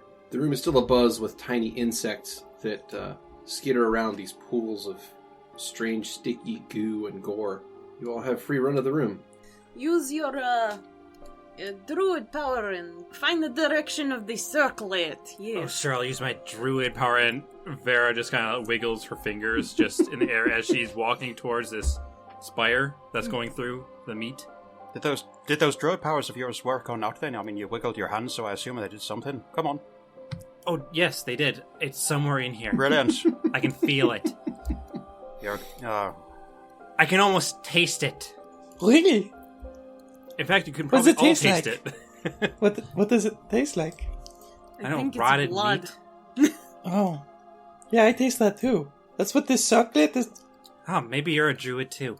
Oh! You're doing a thing. rotted meat tastes a lot better than this place smells, I'll tell you that much. So, what direction? First of all, I'm going to touch this spire. Okay. What's it feel like? It's warm to the touch. I don't like it. Is it as warm as the ground is? No. Well, when you say the ground is, you mean the flesh you're standing on? I mean, yes. Yes. Yeah. Oh, so it's a entropy thing. Mm-hmm. Most likely. So this is kind of late, but my brain just put this together. I'd like to imagine that the descriptor you used of an atrium of muscle, I'd like to think that Karis has called Petravian that at least once to somebody. Yes. Oh! I like how Skrewy actually really enjoys that. Yeah, I really tickled Skrewy. Yeah, nothing going on upstairs, but it's like just beautiful atrium of muscle. Nothing inside it, but man, is it pretty. But God, are you good to look at. Alright, Vera's going to make her way just around this structure. Alrighty. Which way do you want to go? This one. So, Vera's going to head to her right, which is going to be the east side. No, the west side. Okay. You head to the west and eventually southwest. The area seems to go into a tunnel or tunnel-like closing. However, as you head further to the southwest, you hear, you feel a vibration in the ground. Something big is moving. The flesh and sinews and whatever strange composite materials you're standing on seem to twitch and pull as something is moving its way through the body. To the southwest, bursting out of the wall, is a titanic creature. Barreling out of the wall in the southwest is a titanic centipede. Oof. Oh, geez, that's big. What did I say? More bugs! I don't know did I push that yet? There we go, I'll push that. Oh boy. Alright, so this beastie is going to push its way there through the wall, and it's going to attack. So that's going to start up a new initiative order. Cool. Okay, so after initiatives are rolled, Hummel has initiative. I guess Hummel will go forward until he hits the centipede. Okay. Actually, can I even see it? Can either Hummel or I see it? What's Hummel's vision based on? Does Hummel have any special vision? Seeing as how it's a bee, I'm going to guess that it's probably regular to low light. Okay, so yeah, in that case, Hummel's not really able to see much either. Alright, so in that case, Hummel's going to go right up in front of Vera. Okay. Because I assume that Vera can hear this squelching and Yes. destruction. Yeah, you hear the wall to the southwest basically tear apart as a titanic centipede pours through it. And then, so Hummel's going to be kind of just on the wall, like in a zigzag pattern. Okay. So Petravian could probably go down one. Okay. And then just stay there for now. Cool. I guess sting anything that gets in there. Sounds good. All right, Lovette. All right, I'm going to move down to the cluster over here. Sorry, one moment. It is a cluster. Sure is. Oh, I can't get that far. Do we still have the effect of... Yes, Blessing of Fervor is still in effect for a little tiny bit longer, yes. I'll use that to get in 5 feet of Archibald, and then use my spell, my action to cast. Let's go with Magic Fang. His blades come out of his arms. Alrighty. Magic Fang is cast on Archie, and the duration of that is going to be, I'm assuming you're going to extend it? No, I used my thing to give myself the extra 30 Sorry, feet so that I correct. could travel an extra 10 feet. My apologies. Alright. No worries. My turn. Cool. Riz. I will cast the ball lightning. Okay. I'll add Va as well to add a little more power to it so that there's 4. I'm just going to put all of them directly on that thing. So all of these little balls come out and push at him, directly shocking this creature. Alright, so that's a nat 1, a pass, a fail, and another nat 1. So 3 fails. So give me 9d6 damage, please. Hey, here we go. 30. Alright, you shock the titanic centipede for 30 points of electricity damage. It smells bad. Yeah, I imagine it does smell pretty terrible. Like when you burn your hair with like a curling iron or something. Ooh, really gross. Mm-hmm. It'll really smell bad. Yeah. You ever smelled like what is it called? Vera? What is the device called? Electric fly swatter? Electric... Yes. Yeah. Those smell Bug nasty zappers. once you get one stuck in there. Yeah. If you ever smelled a bug zapper, that's roughly what this smells like. Nice. Alright. Sorry. An entire cave smells like a bug zapper. The fuck did you say? Especially after the chain lightning, yeah, for sure. Oof. Just passing their hand back and forth in front of their nose. I am so fucking sorry. Alright, Vera, you're up. Well, in that case, so I see these lightning sparks and stuff, right? Mm-hmm. So yeah, they're going to give off a little bit of light. So let me go ahead and drop a light source on them. So Vera runs up the wall and kicks off to be up in the air, just hovering. Okay. And is going to release a flame strike where she can see this illuminated centipede. How high off the ground did you want to be? Let's see. How about, let's say, 20 feet off the ground? Okay. That puts you closer to the top of the room. All right. And you want to drop a flame strike? That is correct. Lovely. Let me put that down. Bada bing, bada boom. Alrighty. Okay. That is 40 damage, but I believe there's also a save. And it botched its save pretty badly. So it fails and takes full damage. So that is 40 points of fire damage to the Titanic Centipede. Yeah, so you just see this spire of azure flame just explode out of this line, illuminating this creature even more. It makes a sickening, burning sound as it is crisped up by this, and it just sort of it can't quite scream, but it makes a loud chittering noise. It's sort of unnerving. It has no diaphragm, and it must scream. Yeah. Mm-hmm. All right, Archie. That's horrifying. That's horrifying. So he'll hold his action. If it comes nearby, he'll punch it in the face. Sounds good. And that's all he's going to do. Alrighty. Oh, sorry. It's going to take us to Kurla. Right. So is the Blessing of Fervor still in effect, and will it be out of effect by my next turn? It will be in effect for probably the next 2 rounds. Okay. In that case, Kurla is going to have their eyes closed and their palms clasped together in front of them, and they are going to be murmuring under they're going to be murmuring very quietly as if to themselves and cast prayer. Alright, everyone is hit now by a prayer buff. Any move action? Alright, do we want to cluster up? Is that bad strategy? It depends on what this, if it has like a huge acid attack or something.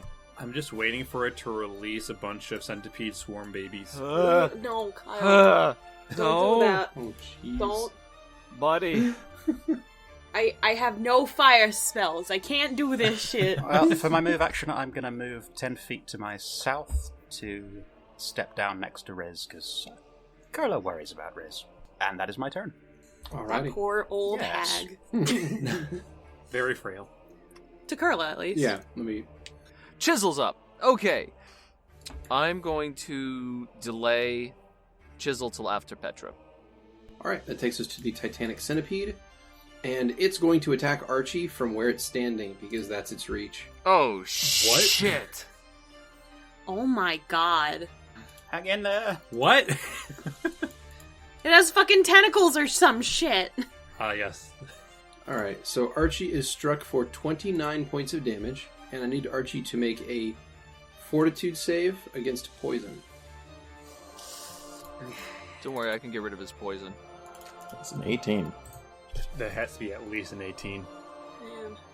Alright, I've pulled it up. It is DC 24. Hey, So, that is going to Splendid. affect Archie with a poison.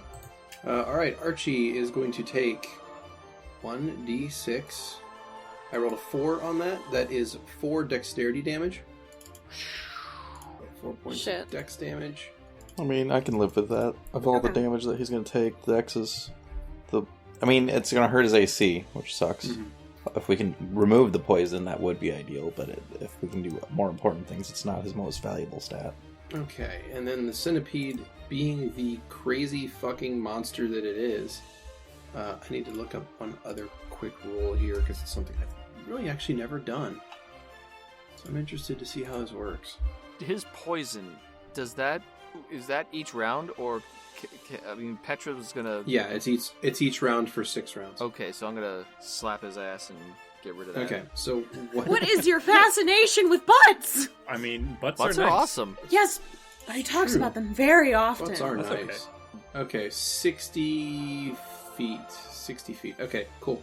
So what it's going to do, pardon me for just a moment, it's going to do this. What? So the Titanic Centipede is going to move up about 45, 50 feet to the northeast, and it's going to attempt to trample all of you.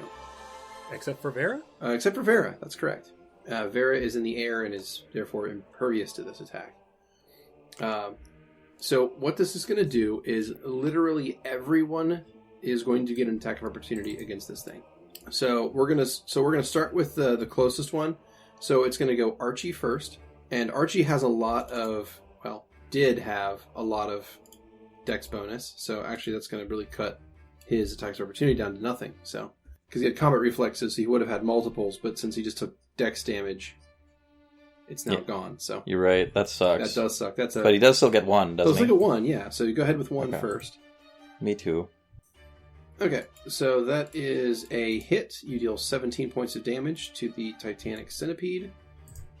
It's going to move in, and it's going to do trample damage to Archie. That is Is 45 there some sort of save I damage. can make? Christ. Okay, next. It's an automatic hit. It's an too? automatic hit, yeah. Okay. Okay, so next, that's going to be a attack from Petra, Riz, Lovette, and Chisel. That's a 35 from Petra. Well, okay, so I guess the question is Riz wielding a weapon at all? I have a staff. Oh, okay. Bonk it on the head. Say no. Okay, in that case, let me give you a bonk attack. Oh my god. I'll even name it In case bonk you- if you want. It's fine. Thanks. You're welcome. Alright, so Petra, your attack is going to hit and deal 12 damage to the creature.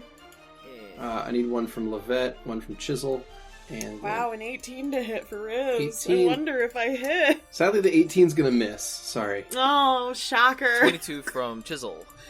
Alright, Chisel, that gore's going to hit for 17 damage on the critter. Lovette. Extremely confident I cannot hurt it. In melee? I think minimum damage is still 1, so... I went ahead and made your sword cane as an attack, so feel free to use it. Yeah, so I was gonna wait to pull this thing out and for other moments, but I guess Lovette is gonna try and like heroically draw the sword out of the cane and be like, ah! I'm gonna roll an 11. Alright, that's not quite enough. Alright, Get so that's trampled by it. Step on them. Let me go ahead and pull the damage for that. That's 45 to each of you. Boom. Alright, and then for the last move, it's gonna step on Vera and... Not Vera. Sorry, not Vera. My apologies. It's going to step on Kurla. So Kurla, go ahead and make... Actually, I have an immediate cast of Stone Shield, if that helps at all. Sure, yeah. I wanted to throw that out, if that's okay. Yeah. I think that it should absorb something like 23 points of damage. Lovely. So as before, I take my hands, face them palm down towards the floor, push as if I'm pushing, and then fling them back up in the air, palms up, and hopefully some rocks form a wall to take some of that damage. Okay. You also get a attack of opportunity if you have a melee weapon Yep, out. I still have my lit up dagger, +2 dagger in Okay. hand, so Go I ahead. will... Yeah, go ahead and make an attack. I will sort of duck around the wall I just conjured and stab. Single attack or full attack? Single. Attack. That is a 19. Alright, not quite enough to do. Alas. Okay.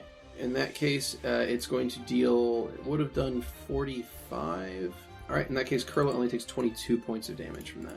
I really wish I could do Stone Shield for more than just myself. If I could, I would, Alright. folks. And that means... No, it... but this is when you were saving that channel for it. Right. Tell you what. Yeah.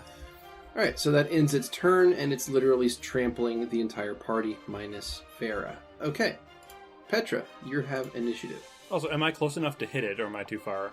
You can Are we go down probably 5 feet and hit it, yeah. are we squeezing with it currently? It has weird squeezing rules. It has a special feature called compression, which means that it doesn't really squeeze in the same way as normal things do. So you can act normally. I think I will mercy Archie. Okay. Now hands. Thank you. Got it. 24. Petra sees Archie get whipped. What was it that attacked him? Like what? Like just like a tongue or something? No, he was bit by it. It was bit by. Archie was bit by the centipede. So Petra, standing right next to Archie, just sees him get chomped and is like, "Buddy!" And as they're all getting trampled, Petra reaches out and smacks Archie on the back to get rid of the poison. Not the butt. He has no butt. He has an ass plate. Archie has a... No, he Wow. doesn't have a butt. Are we discriminatory against what kind of butts we all have? You show me an ass on Archie and I will slap it. Wow. Okay, yeah. Okay, I'll pull up a picture right fucking now. I've got a great ass You picture for show him. me an ass on Archie and I will happily slap it. Can we get that on a fucking shirt? Alright, so that's Petra's turn. Mhm. That's going to take us to Chisel. Chisel is going to full attack. Alrighty. Watch Chisel save us all. I love it. That would be great. Do it, Chisel. Save the fucking Yes! day. Yes! Nat 20, baby! Alright. Oh, buddy. Well, Well okay. done. So, that is, let's see, piercing damage. No, well, I could do better than that. I will never say another word Yeah, against here Chisel. Okay. Penetrating wound, it ignores all DR. Not that this thing had DR in the first place, but doesn't matter, so it does double damage. So, Chisel critically hits for 27 points of damage. That is going to take this centipede down. So, I have a question for Chisel. And is that, Oh my god! does Hell yeah! Does Chisel have any spice for those dice? Chisel most certainly will have spice on those dice. Chisel sometimes doesn't like his personal space to be invaded. And as this thing is trampling the entire group, Chisel snorts, rears its head up, and pierces straight through at the base of the head of this enormous centipede, severing its spine. Oh. And he... It doesn't really... It doesn't have a spine. Doesn't have a It's spine, an but you know, insect. it's fine. It's It's, a little, It's not an insect. It's an invertebrate. It's all good.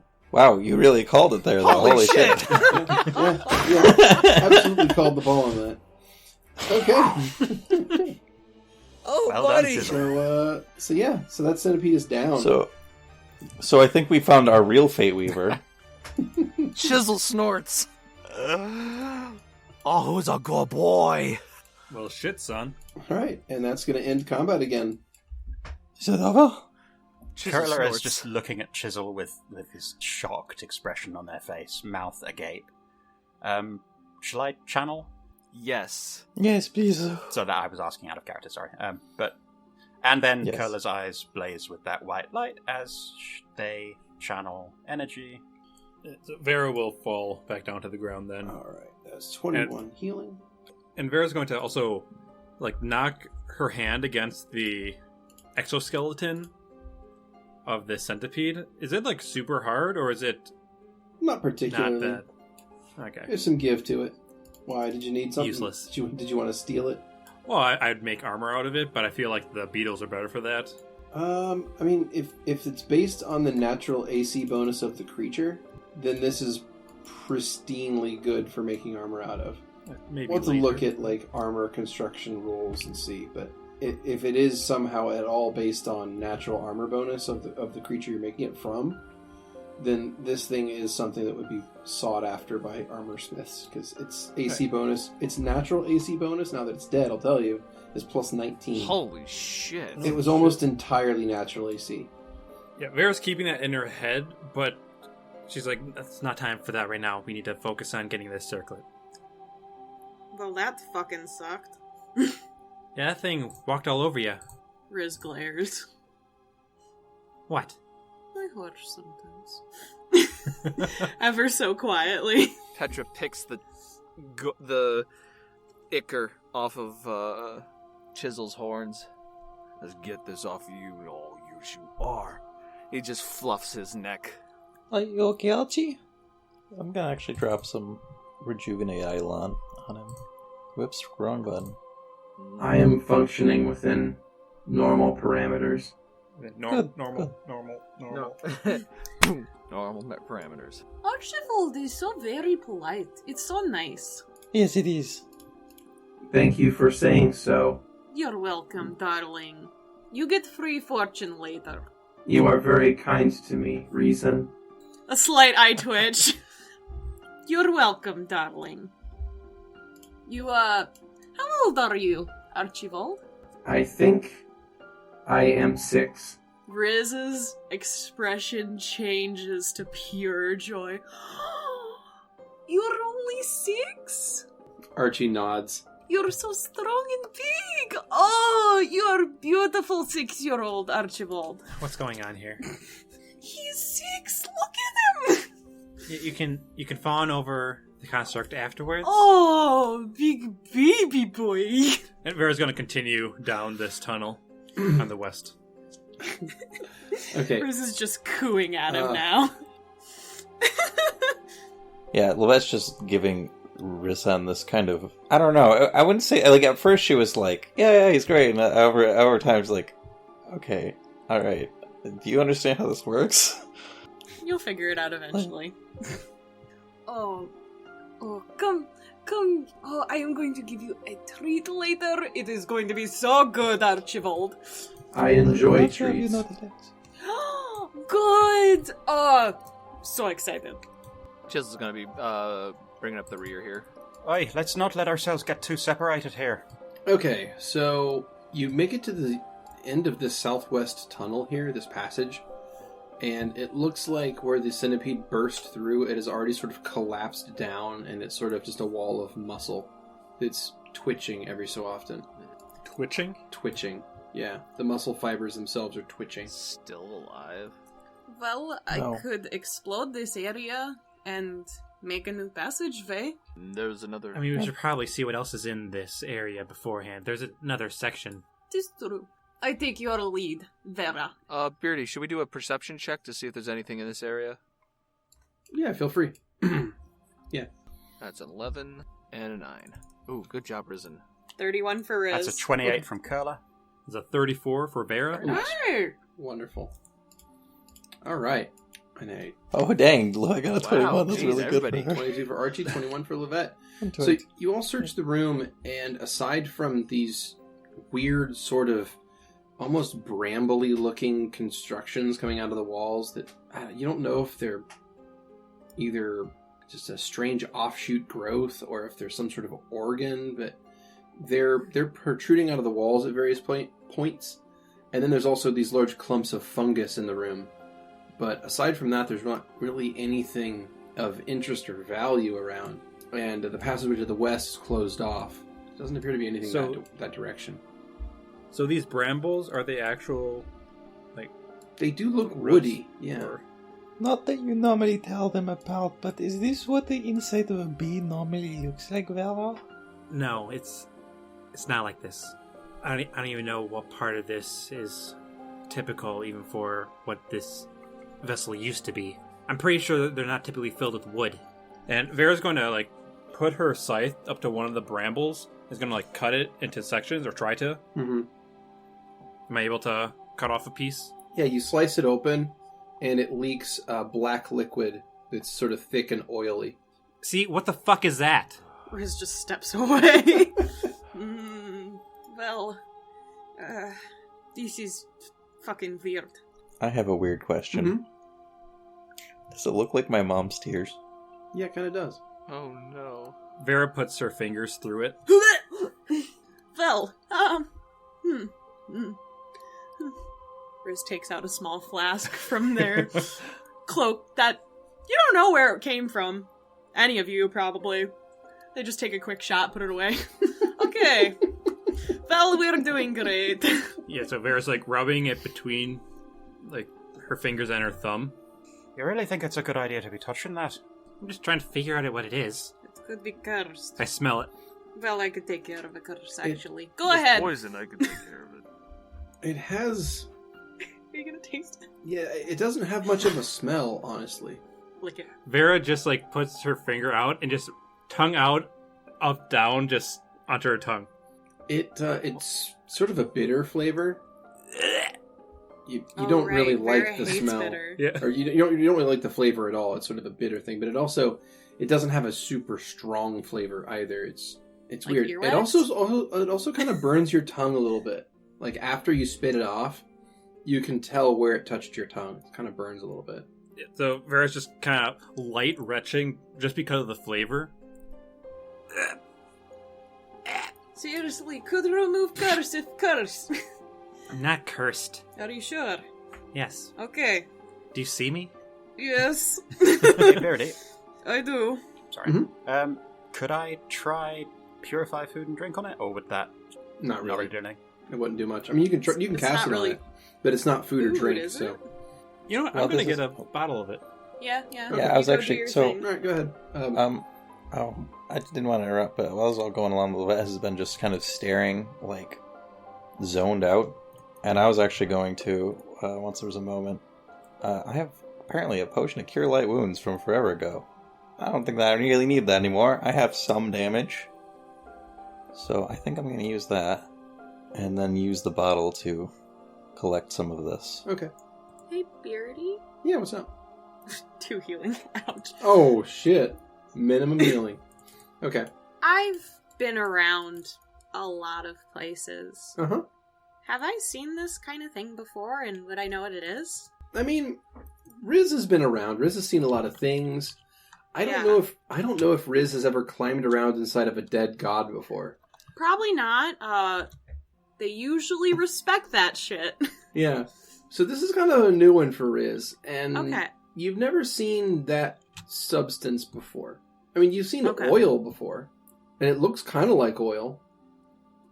Maybe it's oil, but you don't know. All right, Should so look just if it's flammable. Are there any knowledge So I'm gonna checks go ahead that and might remove- give us a hint? not Okay. really. No. Yeah. It's too high up there to It's even just matter. it's just kind of a weird gunk. It seems like, but you're not sure. I mean, you can give me. I'll take knowledge, arcana, and religion. I'll take either of those. Really? Yeah. Oh my god, yes! That is a 12 for Petravian. Hey, there you go. 30 for knowledge That's for a Riz. 16 from Kurla on knowledge religion. Damn. There's only a Mhm.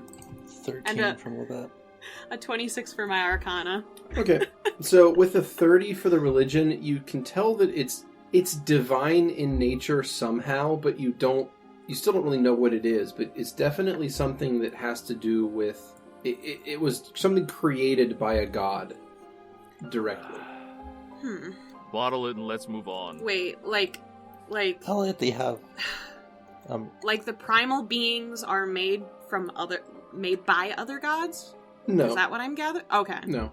It's just the goo is made Whatever by a this god. goo is, was made by a god. Whether that's a primal being or a god, you don't know. Some divine creature. Okay. That's all I needed to clarify. Yep. Thank You're you. fine. Okay. So I went ahead and removed the blank cure light wounds potion off of Lovette. Mm-hmm. And then if you guys want to add these things, just go to like miscellaneous, and you can add a bottle of black ichor. For those who want to bottle this. No fucking thank you. This is shit I do not mess I would, with. but I don't think I have any spare bottles. So it's a bottle of black ichor? Yep. Dude, when we're done adventuring, Lovette should open up a museum. I have some of the most choice shit still. Mm-hmm. I've got the tuning fork. I've got Glarv's journal. I've still got a cigar from the past. Yeah, one cigar left from it, yeah. I'm going to get ahead of the curve for once and cast Mage Armor while we have some friggin' downtime. On myself. So that's 12 hours on me. I'll just stick that buff on. There. Alright. So, we're all going to start moving then? Hey, Lovette, I know you are able to enhance Archie. I can only do so much for my weapons, but Chisel doesn't have any weapons except his horns. Are you able to do anything for him? Just look him over for a minute. Shrug her chin. I can think of a few things, yes. I only last a few minutes, but look at them hands, either his horns or his hooves. You saw what his antlers did to that, That's true. Yeah, let me try this out. It was a centipede, Petravian. It was horrifying, it was. You were scared of that. No, it's just icky. But what? It was goodness. icky. It was gross. Too many legs. Chisel has a lot of legs. He has the correct number of legs. Anything more than Could 4. use a few more. Wait, what's the correct number of legs? Yes. 4 is the correct number of legs. Vera, do Excuse you not me? use insect? Yes. What about 2 legs? Oh, fuck that. Or No, I just mean... or just Oh. one leg. What is one leg like? Yeah, wait, what about 1 legs? Well, actually, your pants are covering your mechanical leg, Mhm. aren't they? Mhm. So, Riz was just asking in general. Yeah, Lovette is, trying to both keep it under... Persons with 1 legs are wonderful people. Plenty of people Boy. have seen me with more legs, so be nice. Proper number of legs. And Vera's going to keep on moving over. Seriously, is not your insects your bees? They have 6 legs, yes? They do have 6 legs. That statement was just ridiculous. Okay, she's lower your head, please. Chisel looks down and looks you over He's very curious. Lower your head so I can reach your antlers. Chisel lowers his head, very curiously lowers his head. So Lovette has been toying with a little thing while we've been having this conversation. These little, boxes with a round slot, and she sits them at the ends of his antlers, and then when he raises his head back up, they deploy, these blade wings that can contract again. Oh, so cool. Chisel So I'll give him Magic Fang then, yeah. Chisel looks up and then kind of shakes his head around and he looks down at you, it snorts and goes and it, takes his head and bops his head to yours. Ouch. You trust that elk a lot more than Vera does.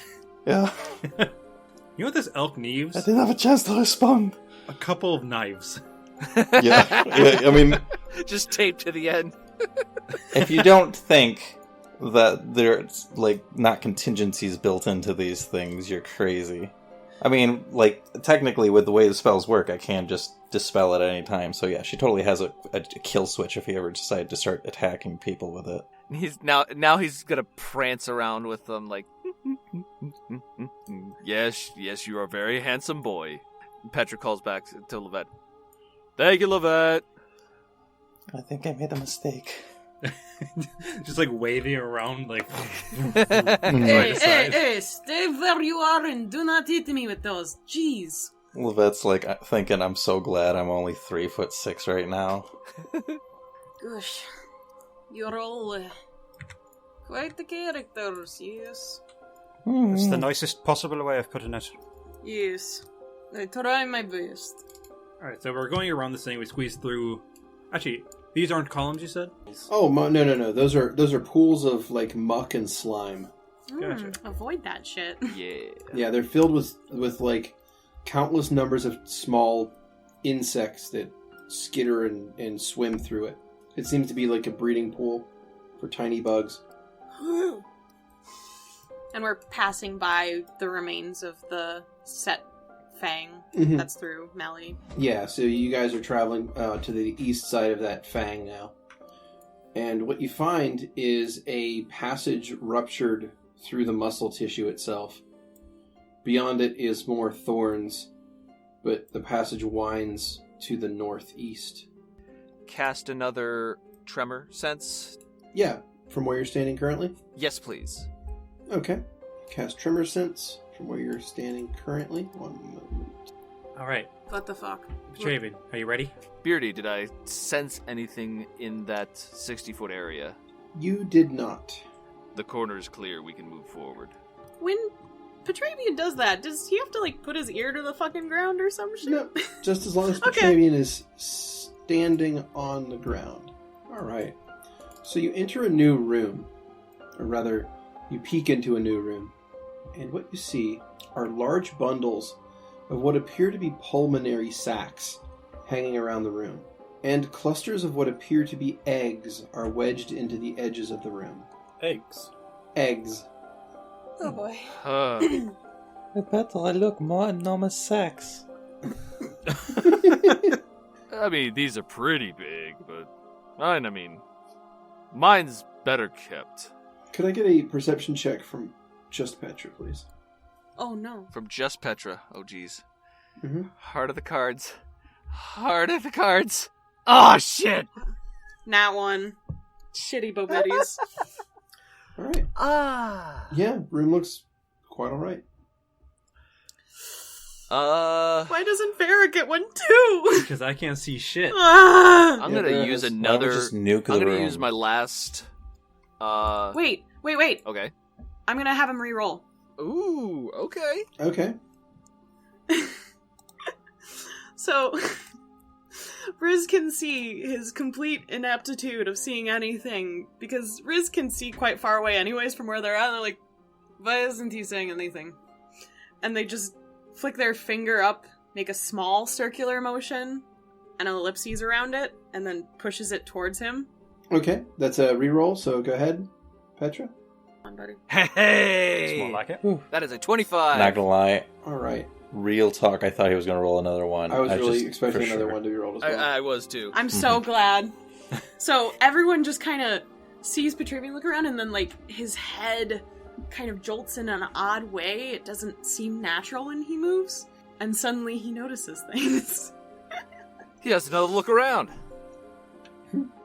Right, well, Petra, you swear that you saw one of the pulmonary sacs move as if there was something inside it. Vera, Yes? these sacks are full of something.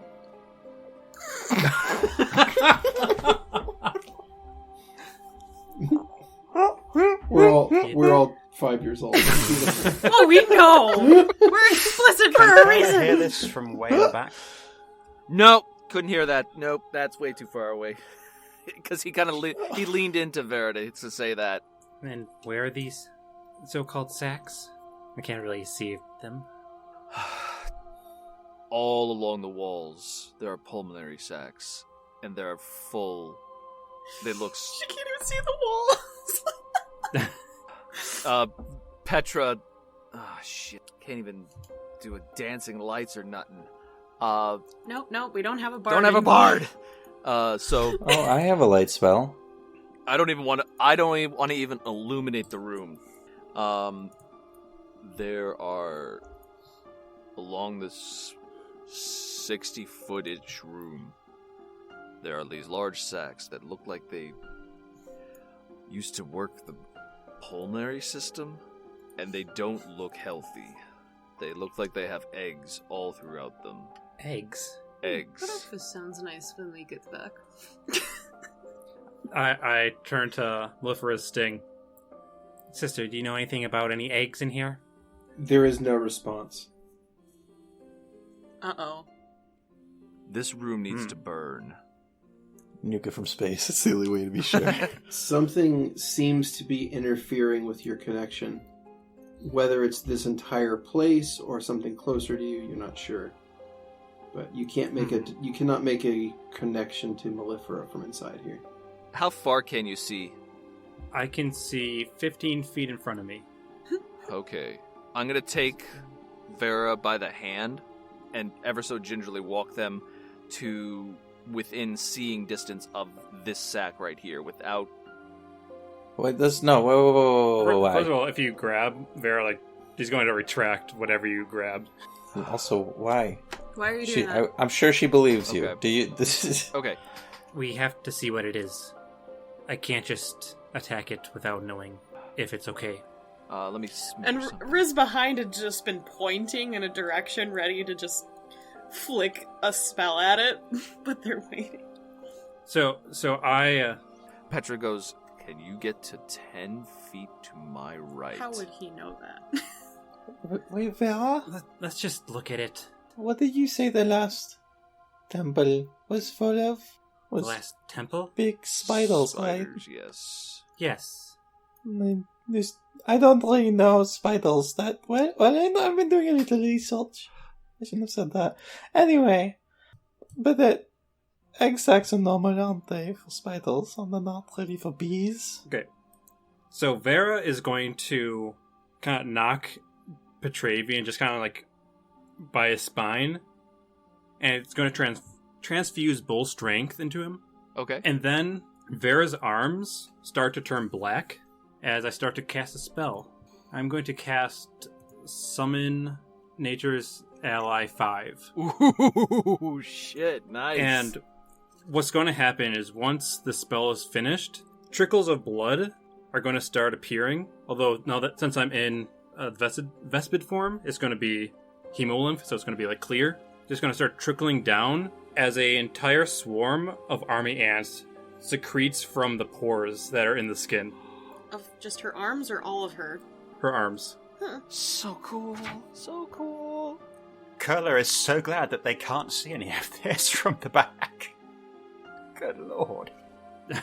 Kurla looks over the top of Chisel to where Riz is standing. Do you know what's going on up there? Oh, egg sacs? Egg sacs. Oh, great. I'm gonna channel. The eyes are gonna go white, and Kurla is just beginning to panic, so they're gonna channel. While that's happening, Petra's going to cast Ironbeard on himself. What's that do? A +1 AC. Stacks with any armor worn by the creature. That's it. Hummel, come up here. And Hummel's gonna head up. So feeling Vera's hand and the bull's strength infused into himself, Petra says, okay, we're gonna do this. So he takes his hands and claps them and rubs together, reaches up to his chin and pulls straight down, and a beard of pure crystal grows to just below his neckline. If this was any other place, I would have burnt that in an instant, but I don't. Even in its dead state, I want to keep any damage to a minimum. Agreed. This is a holy place. It at least used to be. It should at least be respected. Let's respect it quickly and get out of here. That's the hope. Okay, Army Ant Swarm is created. Okay, and where did you want to summon it? Just in, let's put it to the right side of Petravian. Okay. Or Hummel, that is. You got it. Alright. You summon an Army Ant Swarm and it appears just to the right of Petra. Alright, Petravian, let's go. Hummel, see what those are. And Hummel's going to go towards the pulmonary sacs, and investigate them. Alrighty. As we go close as well. Petra's going to move to the northeast 5 feet, and then follow Vera to the north My wings start buzzing, and I'm going to lift myself 5 feet off the ground as I approach these things. Okay. Setting your altitude to 5 feet. Chisel and Kurla move up Yep, too, thank you. with us. So, is this a fair place to say everyone's currently standing? Put Kurla after me. Alrighty. So in that case, you guys move into the room, and Hummel moves up to some of these pulmonary sacs that are covering the inside of what appears to be some sort of lung, maybe, is what this room is. It's very strange looking. But as you are, as Hummel is getting closer to these sacs, they begin to move and twist, and something is definitely wrong.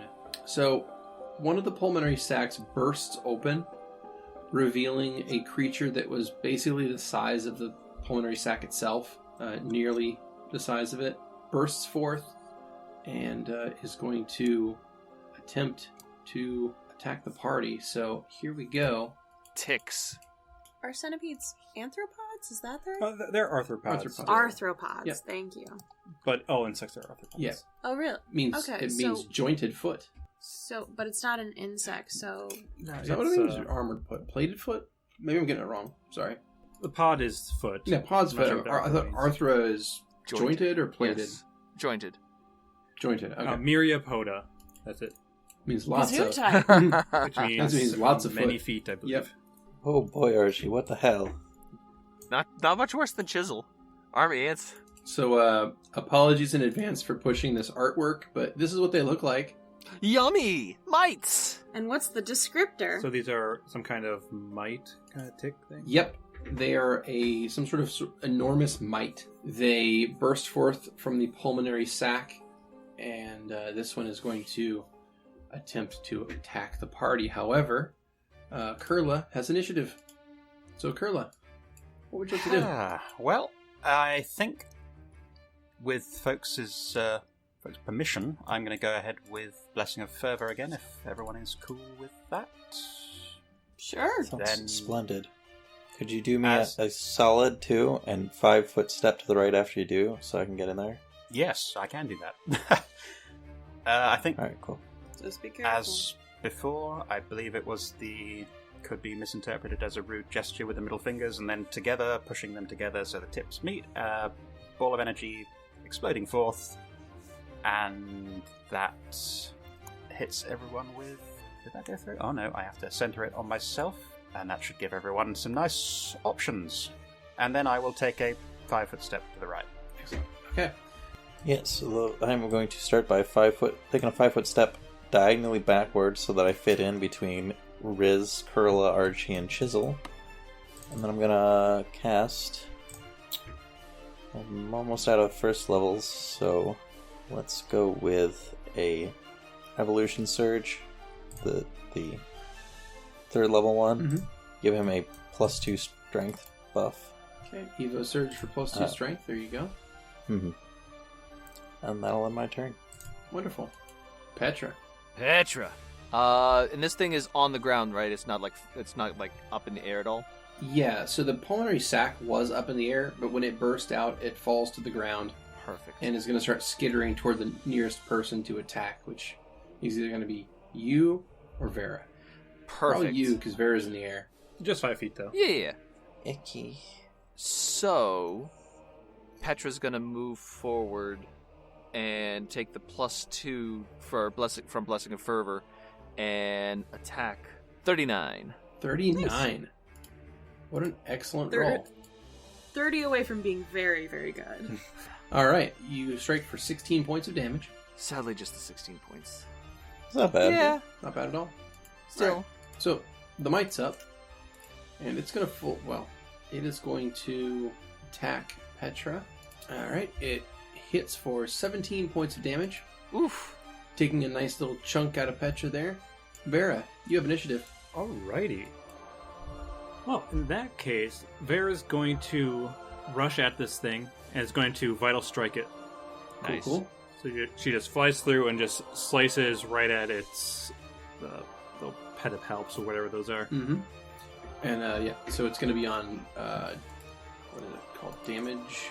Yeah, damage bonus plus 2d4. All right. Lovely. That is a 32 to hit. All right, 32 to hit will strike, and you deal 19 points of damage. Yep. So Hummel then just goes underneath this thing and just starts stinging it. Mm-hmm. So it's going to be 3d6 of damage, which comes up to 9. All right, And then roll for poison. you got it. Pass. All righty. And is that where Hummel is going to end? So Hummel will be on top of it. Hummel's on top of it. Okay, cool. I'll Yeah. just for So people can start just for attacking. like ease of use sake, I'm just going to put Hummel there. Okay. Alrighty. So, Riz. What's up, home dog? Oh, you know, just playing D&D. Is he exactly on top of it? Yes. All the way? Yep.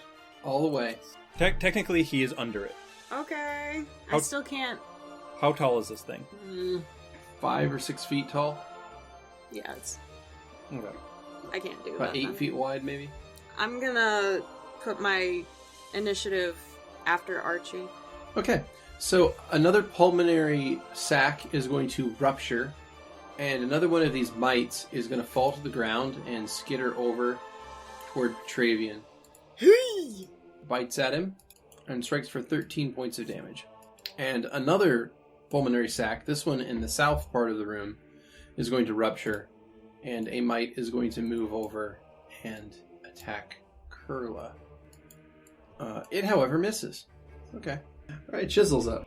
Chisel is going to make a sweeping around movement to attack the mite next to Kurla. So Thank you. That's not gonna stop it from hitting Wow. you, though. Oop, I meant and then down to just to the north of it, Thought and that then it's going to gore it with Using the his +2. fancy new whirring blades. Yee! +2 and single attack. A 25. All right. That is a miss. Oh no! These things are chonky. All right. Yeah. Army ant swarm. All right. So these army ants are going to go onto the half a section of the mite that's to Petravian's right. Okay. And start biting him. So 3d6. That's 12 damage. Mhm. All right. Oh Archie. no. Okay, good.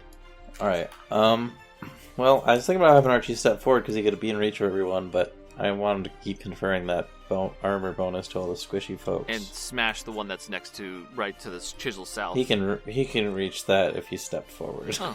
That's what I was saying. He can reach everyone if he's 5 foot step forward. Oh, nice.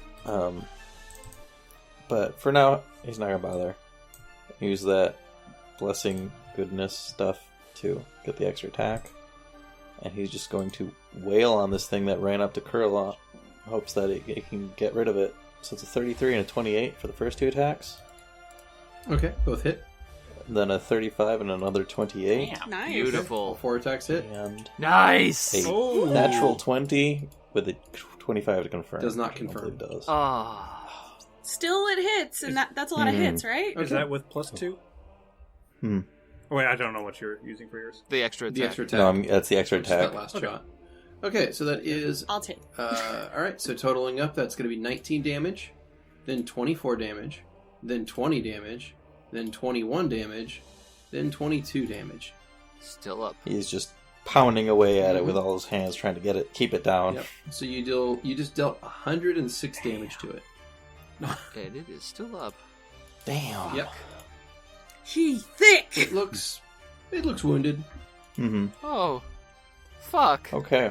Okay. Whew. Puts a crack in the shell, hopefully. Maybe something like that, at least. A little bit of damage is apparent on it.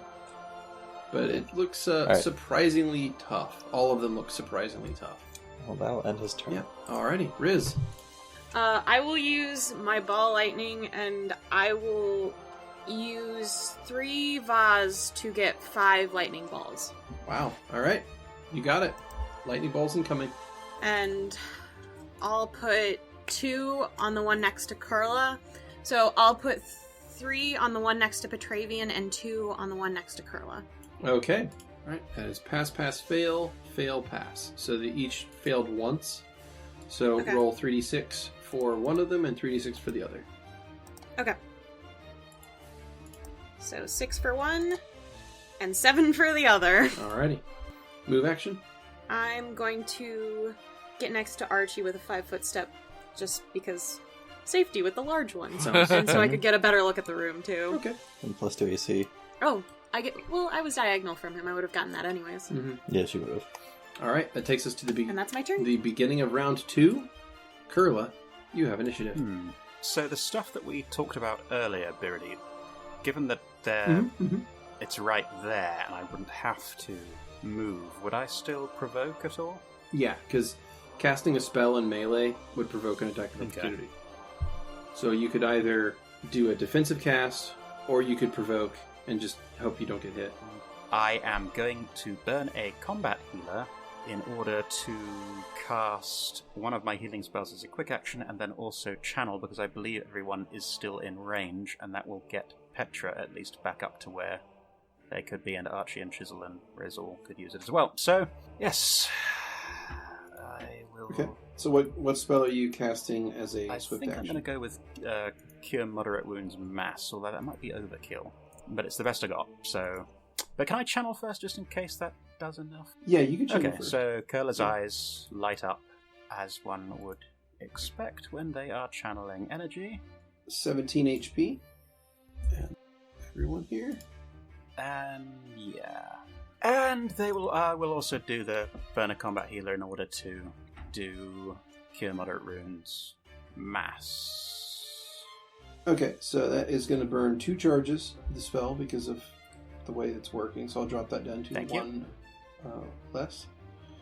Cool. All right, and that's going to be 21 HP to everyone. Alrighty, and boom.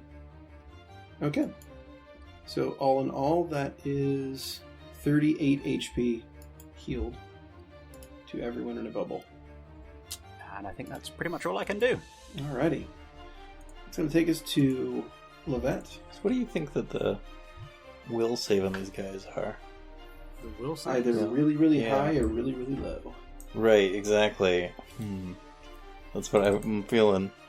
I don't know if it would be based off of, like, they're mindless creatures, therefore they don't care about anything, or they're mindless creatures, therefore they have no will of their own. But I could fucking help Vera fuck one of these things up. So I'm going to 5-foot step to the left, so that there's space left for Kurla to move next turn. But I'm going to point my gauntlet over at the creature that Vera's fighting, try to fire a little dart at it, cast Hold Monster. So that is a DC 18 will save. DC 18 will save against the one all the way to the north. Mm-hmm. Alright, here we go. 22. Alright, well, that was a waste of a high-level spell, but whatever. That'll be my turn. Alrighty, Petra. Awesome sauce. Thank you for trying, though. Petra's gonna full attack, and I'll take the extra attack on them. So, we're gonna attack. Since I've hit the one to my northwest, I will continue to hit that full attack. 39, 20, and 19, so that only the first one hits? Yep, only the first one hits. And you said that was with the one to the northwest? Correct. Okay, so that's going to strike it for 16 points of damage with your big hammer. Leaves a little mark on its shell. 35. Hey, and the hit. Okay, that's going to strike for another 12 damage. Alright, that's going to take us to the might. So it's going to bite back. Full attack. It's going to be going after probably Vera. So that is going to be a... What is Vera's current AC? 26? With 26. 26. Oh, jeez. We have the fervor on, though, right? Yes. So that'd be 28. So in that case, yeah, your AC is 28.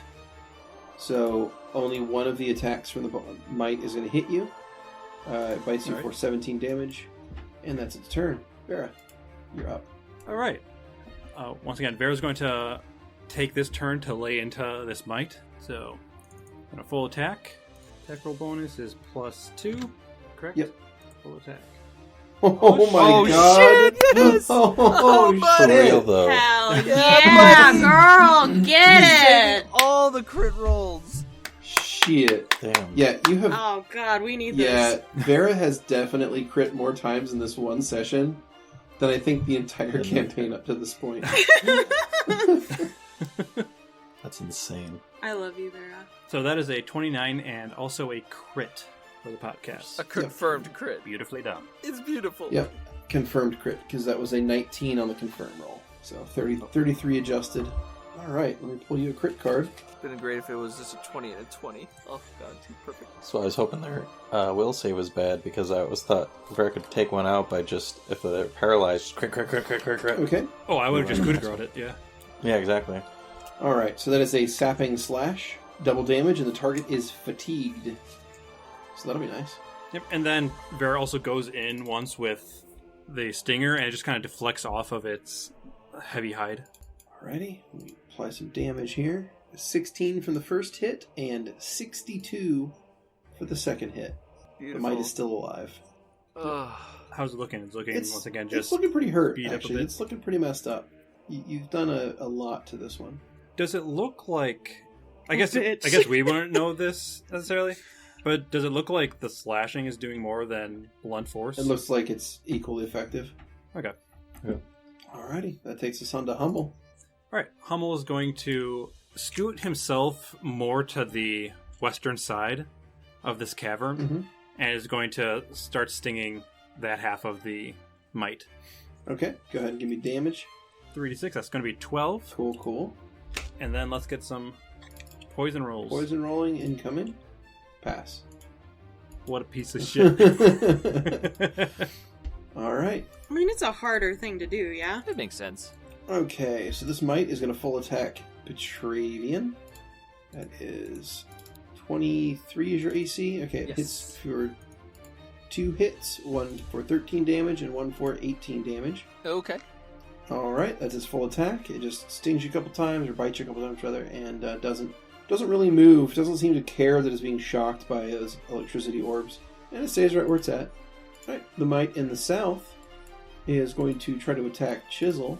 And that is a 24 and a 32, so those both hit. 15 damage and 23 damage. God dang.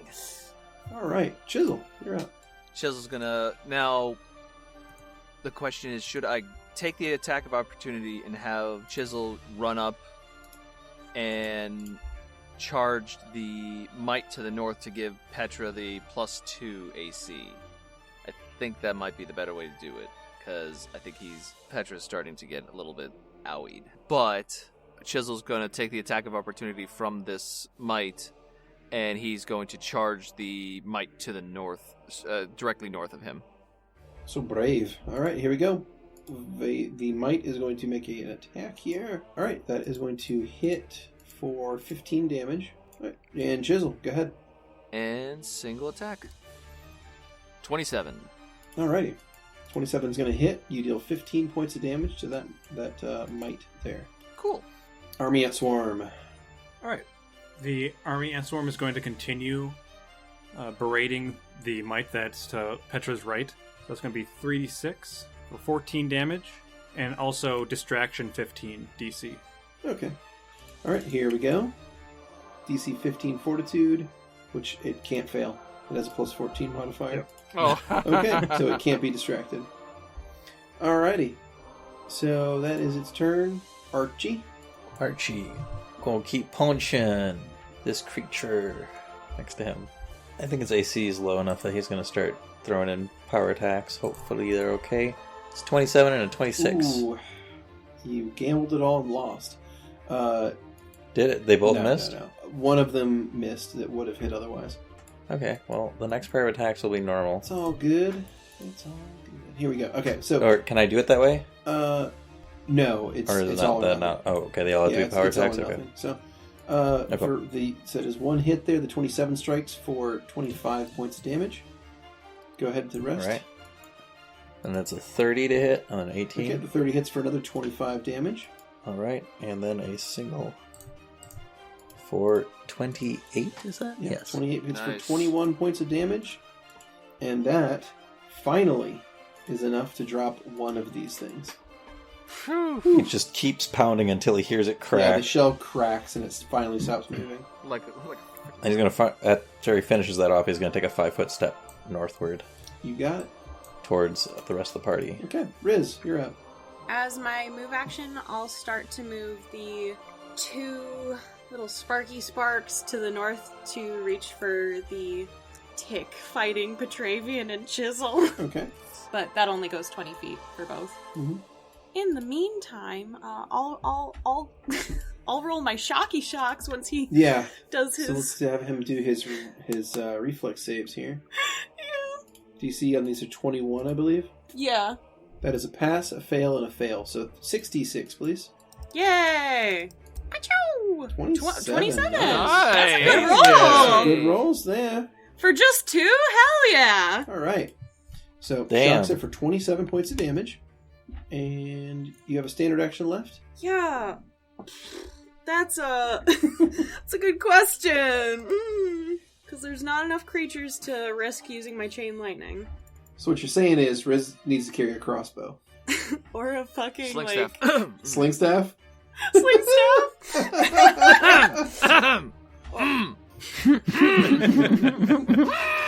I don't know. I think they probably want to take a weapon. Fuck you! Don't worry. I got Okay. this. You know what? I'm gonna cast shield on myself just in case. Okay. So, we don't have a symbol for this one, so I'm just gonna make shit up. Riz starts swirling their hands, and in front of them it looks like a shield, but it's all dragon scales in front of them. It's shiny and platinum, quite iridescent, and then it just suddenly fades away into them. You feel the blessing of Gagarian upon you. All right. That's my turn. You now have shield activated. Thank you. Is that a buff? Yes, that's a buff. Okay, cool. Are you a buff boy now? I'm a buff boy now. All right. Alright. So that takes us to the beginning of round 3. Kurla, you have initiative. Okay, Kurla is going to run... Okay, Kurla is going to run 15 feet to the north to get up in range, just kind of squeeze between Archie and Chisel and get up in range of Chisel, Petra, and Vera. And when they're there, their eyes have really not stopped being blazing white because, once again, they're going to channel. And that looks like a healing for 22. Okay, healing for 22 applies. Boom, everyone is hit for that. And All that is right. me done for the turn. Lovette. Alright. I am not actually totally sure because I've got most of the buffs I need going. I'm thinking at this point I'm going to make Archie a friend, and I'm going to cast Summon Monster level 4 as a spell. And I'm gonna build what is it called? An augmented giant scorpion right next to Chisel. Nice. Okay. What's the augmented part of that? That's just part of my, because I have what is the name of the feat? All my summons are augmented. So they have a +4 to strength and con? Yes, strength and constitution. And that'll end my turn, so I'm just gonna... Okay. Where would you like the giant scorpion to manifest? Next to Chisel, with that not overlapping those Okay. lightning balls. Yeah, perfect. Cool. Just everyone in here bringing in their disgusting arachnids I know, right? Mm-hmm. into this whole I mean, at least place. mine's a mechanical one, although with the Is that darkly worse? lit room and shit, it's probably, like, looks just as chittery and gross as the rest of them. I guess to flavor that a bit, I, like, flip a switch, and then one of the holes that one of these other bugs has crawled through, this one actually comes in through. Beautiful. Alright. Anything else from Lovette? Nope. I thought I hit my end turn button already. Hey, Petra! So, the might to Vera's north is looking pretty hard, so why don't we try to take that one out?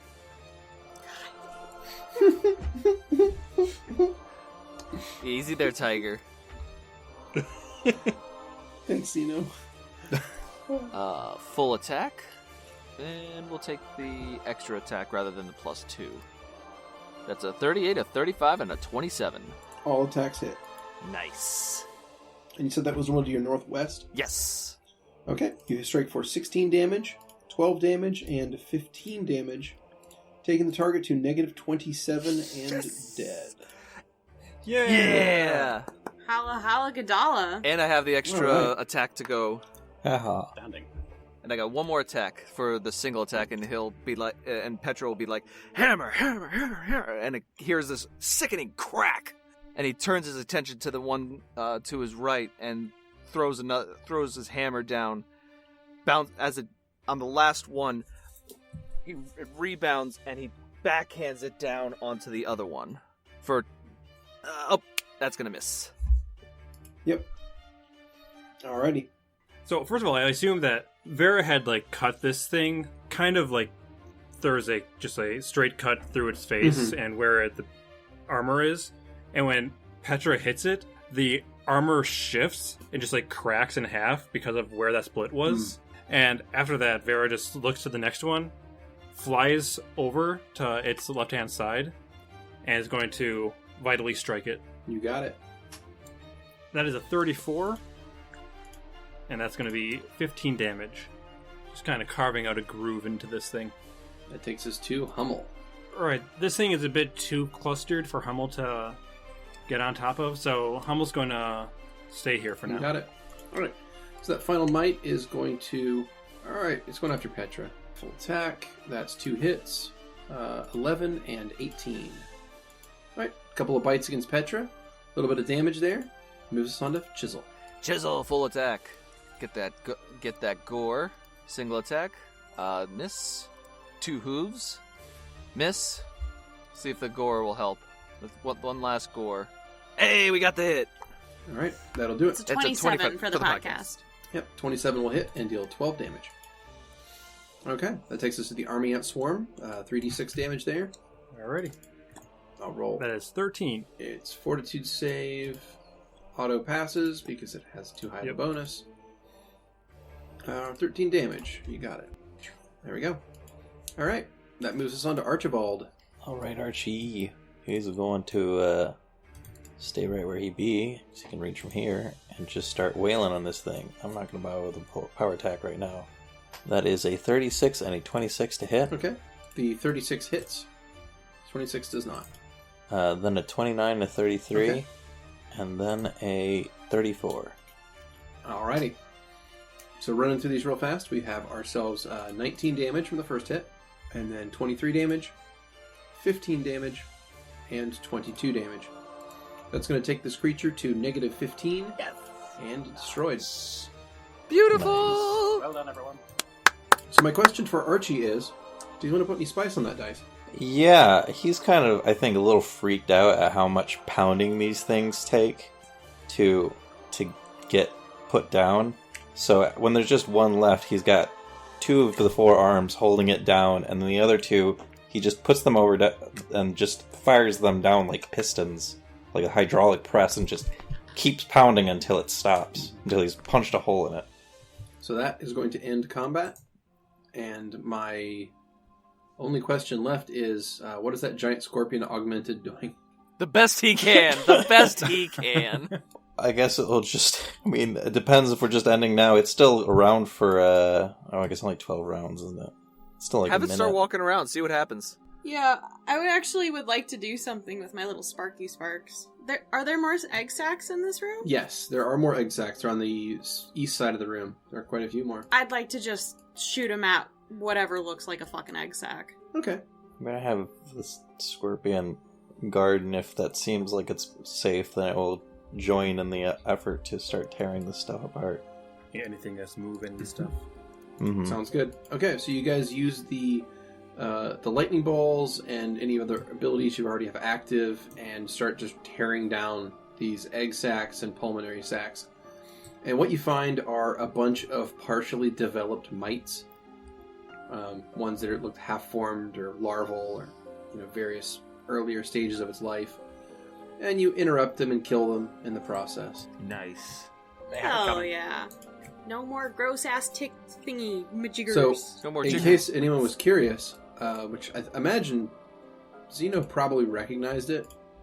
I'm not 100% sure or not, but this is a real-life critter called a Varroa mite, which is the kind of mite that is driving bees to extinction. Motherfuckers. They're the kinds... One of many factors. Yeah, one of many factors, but they're the kinds that tend to get into the pulmonary system of bees and kill them. There you go. That was the inspiration for this room. Gross. Yeah. Is there any other way out of this room? You don't see one. Looks like there's another. Wait, it's completely like closed off? Yeah, it's weird, right? It's completely closed off. Make a perception check, shall you? Alright. Okay. That's an 8 for Petra. 23 for Riz. 21 for Vera. Okay. Riz and Vera, you notice something? Anyone else? Working on it. 7 for Lovette. 27 for Archibald. All right. I mean, to be fair, Lovette cannot see anything. Awesome. She can All right. basically see the space she's 27 in. from Kurla. Excellent. Kurla also succeeds.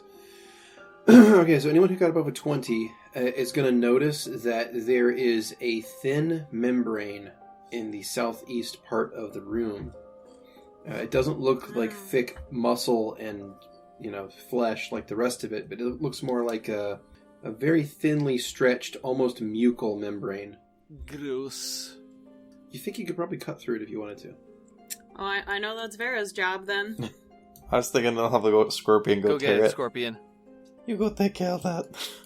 The Scorpion goes over, looks at it, reaches a little claw forward, and just goes, pinch. Peach. I love A it. secret passage. I love it. Yes, you're so smart, Petravian. Good job. All right. So a passage is revealed that is honestly kind of strange. This one is unlike the previous passages you've gone through. This appears to be more like, for lack of a better word, a slip and slide. It is. Oh, It is like a strange little access tunnel, and it's gooey looking, and it's at a sharp declining angle. So you could slide down it if you want, but it's also so mucus filled that you don't think there's any way you're getting back up this. So what you're saying is out the other end. Gotcha. Okay. Well, So who wants to slide down the mucal chute first? I mean, Oops. So is the entire thing mucus filled? Oh yeah, Or just like the yeah. It's a much smaller little tunnel, so it looks like you would kind of have to like slide into it, and it would just slurp you down. Lovette has this look of disgust on her face and just turns to Rissan with look like, right? This is gross. before he goes down there, Petra slaps, psychs himself up and lay on hands himself right. twice. Cause Okay, Petra heals himself for 24 the first time, 26 the second time. 26 the second time. Getting himself psyched All up. right. This is gonna be gross. This is gonna be gross. This is gonna be gross. Vera pushes him in with Fuck you! All right, so Petra. and Vera will enter right after. Okay, so Petra, the experience is very fast, luckily, but the experience is pretty nasty. You rush down headfirst down this slip and slide of mucus and other nastiness, and you arrive and you fall down maybe a 10-foot drop, but the ground in here is soft enough that it doesn't really hurt you. Like the ground is spongy enough that it absorbs your fall. And I tumble forward a little bit. Mm-hmm. You tumble forward and you gain your bearings, and what you see is a large chamber. The room is dominated by a massive pool of shimmering goo. It looks like a cross between honey and corrosive acid. Resting near the center of the chamber is a massive rib cage that must have belonged to some ancient beast. Vera is going to follow suit. How big is this tunnel? As far as how long it is or how wide it is? Wide and tall. It's probably like 5 feet by 5 feet, but it can stretch. The membranes are elastic. Oh, so like an esophagus. Yeah, exactly. Gotcha. I'm just wondering if Vera can just walk through, because I have the spider climb. Yeah. Well, it does give you good traction. It's squeezed. Yeah, if you want to do that, that's fine. Just like be that asshole who's like, Yeah, I did that to Petra. You know, it could have been a pool of acid as I came out, you know. I mean, it worked, didn't it? I was psyching myself up to do it. Just next time. Maybe you should have more faith in your god. Wow. You know, for someone who likes honey a lot, that was really salty. Salty? Bitter? No. Bitter. Yeah. Yeah, bitter. Ah, you're fine, Petra. Do you think that? Most likely. Cinco. Come on down, it was fun. Let's go. And Riz just puts their hood up, kind of sticks out their cloak and just hops down and uses their cloak as like Pad. their protective shield to like slide down. Also, this honey, this like acidic looking honey, does it look at all similar to the like acid that comes out of the husk spears? Yeah, it does. Petra walks a little closer but not too close, because you never know what's in these pools. You never know what's in these things, and there's only 3 of you in the room right now, so... Well, having seen Riz leap down the disgusting slip and slide of bleh, Kurla will follow suit. Alrighty. Complaining Petra, the entire no. way down because this is vile and repulsive, and I'll never get it out of my cloak. Petra, not wanting to have Chisel deal with that, summons his mount. Alright. So, Chisel simply appears next to you. yeah, and I actually climbed on that thing on purpose. I was gonna climb on top of my robot scorpion while it's still around and have it slide down and just ride it. Trust me, buddy, you All didn't right. want to go through that. So the augmented giant scorpion schlorps into the passage as well, and, luckily it stretches enough to allow the creature to make it through. It's elastic. Boogie woogie woogie. I was going to say, you better say boogie woogie woogie. That's the law. Oh, this is a long time ago. Jeez. Ah! Holding on my hat as I slide down. Alright, and Pushing Riz forward with it. yeah, one thing you notice is that this pool of acidic-looking honey is also bioluminescent to the point where it illuminates the room. Oh, fabulous. Alright, Archie, do you want to slide down or you want me to call you down? Speaking of my receiver. I am not sure I will fit. Alright, I can call you over here. I can try, Lovette. It's up to you. Let him try. I would like to try. Oh, Alright, give it a go. I hope he gets to slide down. Kinda. I hope he doesn't get stuck and then there's just, you go to a water park and then the tube turns sideways and you get stuck and then there's just water rushing There's over a dry you. spot. You become a dam for the whole fucking slide, and then the next people come on, and you're like, oh god. Yeah, don't even talk to me about that shit. That shit freaks me out. It's the one thing I hate about water parks. For some reason, my body is not made to go all the way through most slides. My body different. Oh, dude. My favorite part is when you, launch off the side. How many nightmares have I had where I've just launched off the side at the very top? Oh, into the air? Yeah. Been there. Mm-hmm. Because it's happened on some, but just not at the top where I could get seriously hurt.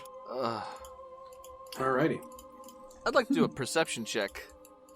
Yeah, so guys, go ahead and check out the room while you're down here. Okay. 17. But give me a perception check as you look around.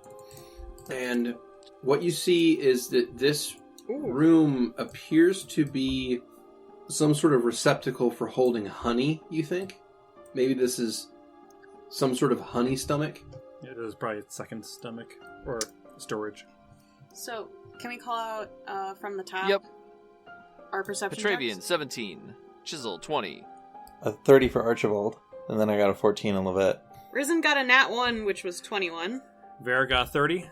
Nice. Alrighty, so some good checks in there. Archie, My Vera, nat and 1 is Kurla all knocked out 30s. But anyway, as you guys look around the room, it does look like a honey storage. There is some sort of enormous rib cage that you're not sure what kind of creature that must have belonged to from an ancient time, or how it ended up in here. But something is gurgling up in the honey. It looks like the surface tension is sort of rising on it. Like there's a lump that's rising up out of the honey.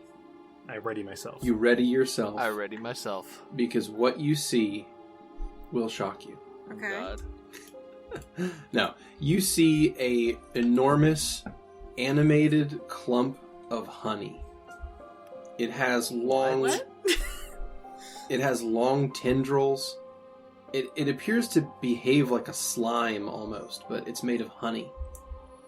And its long tentacles are, reaching out for any living thing to attack and absorb. And as it rises out of this pool and moves toward the party, that is where we will end it for the week. Oh!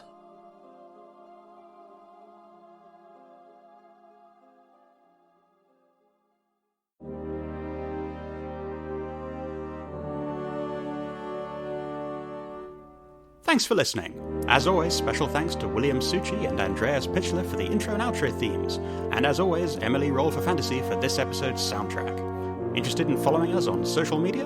Follow us on Twitter at CheckPleaseDND, or want to support the podcast and be part of the Czech Republic? Go to our Patreon under the Czech Republic. Until next time.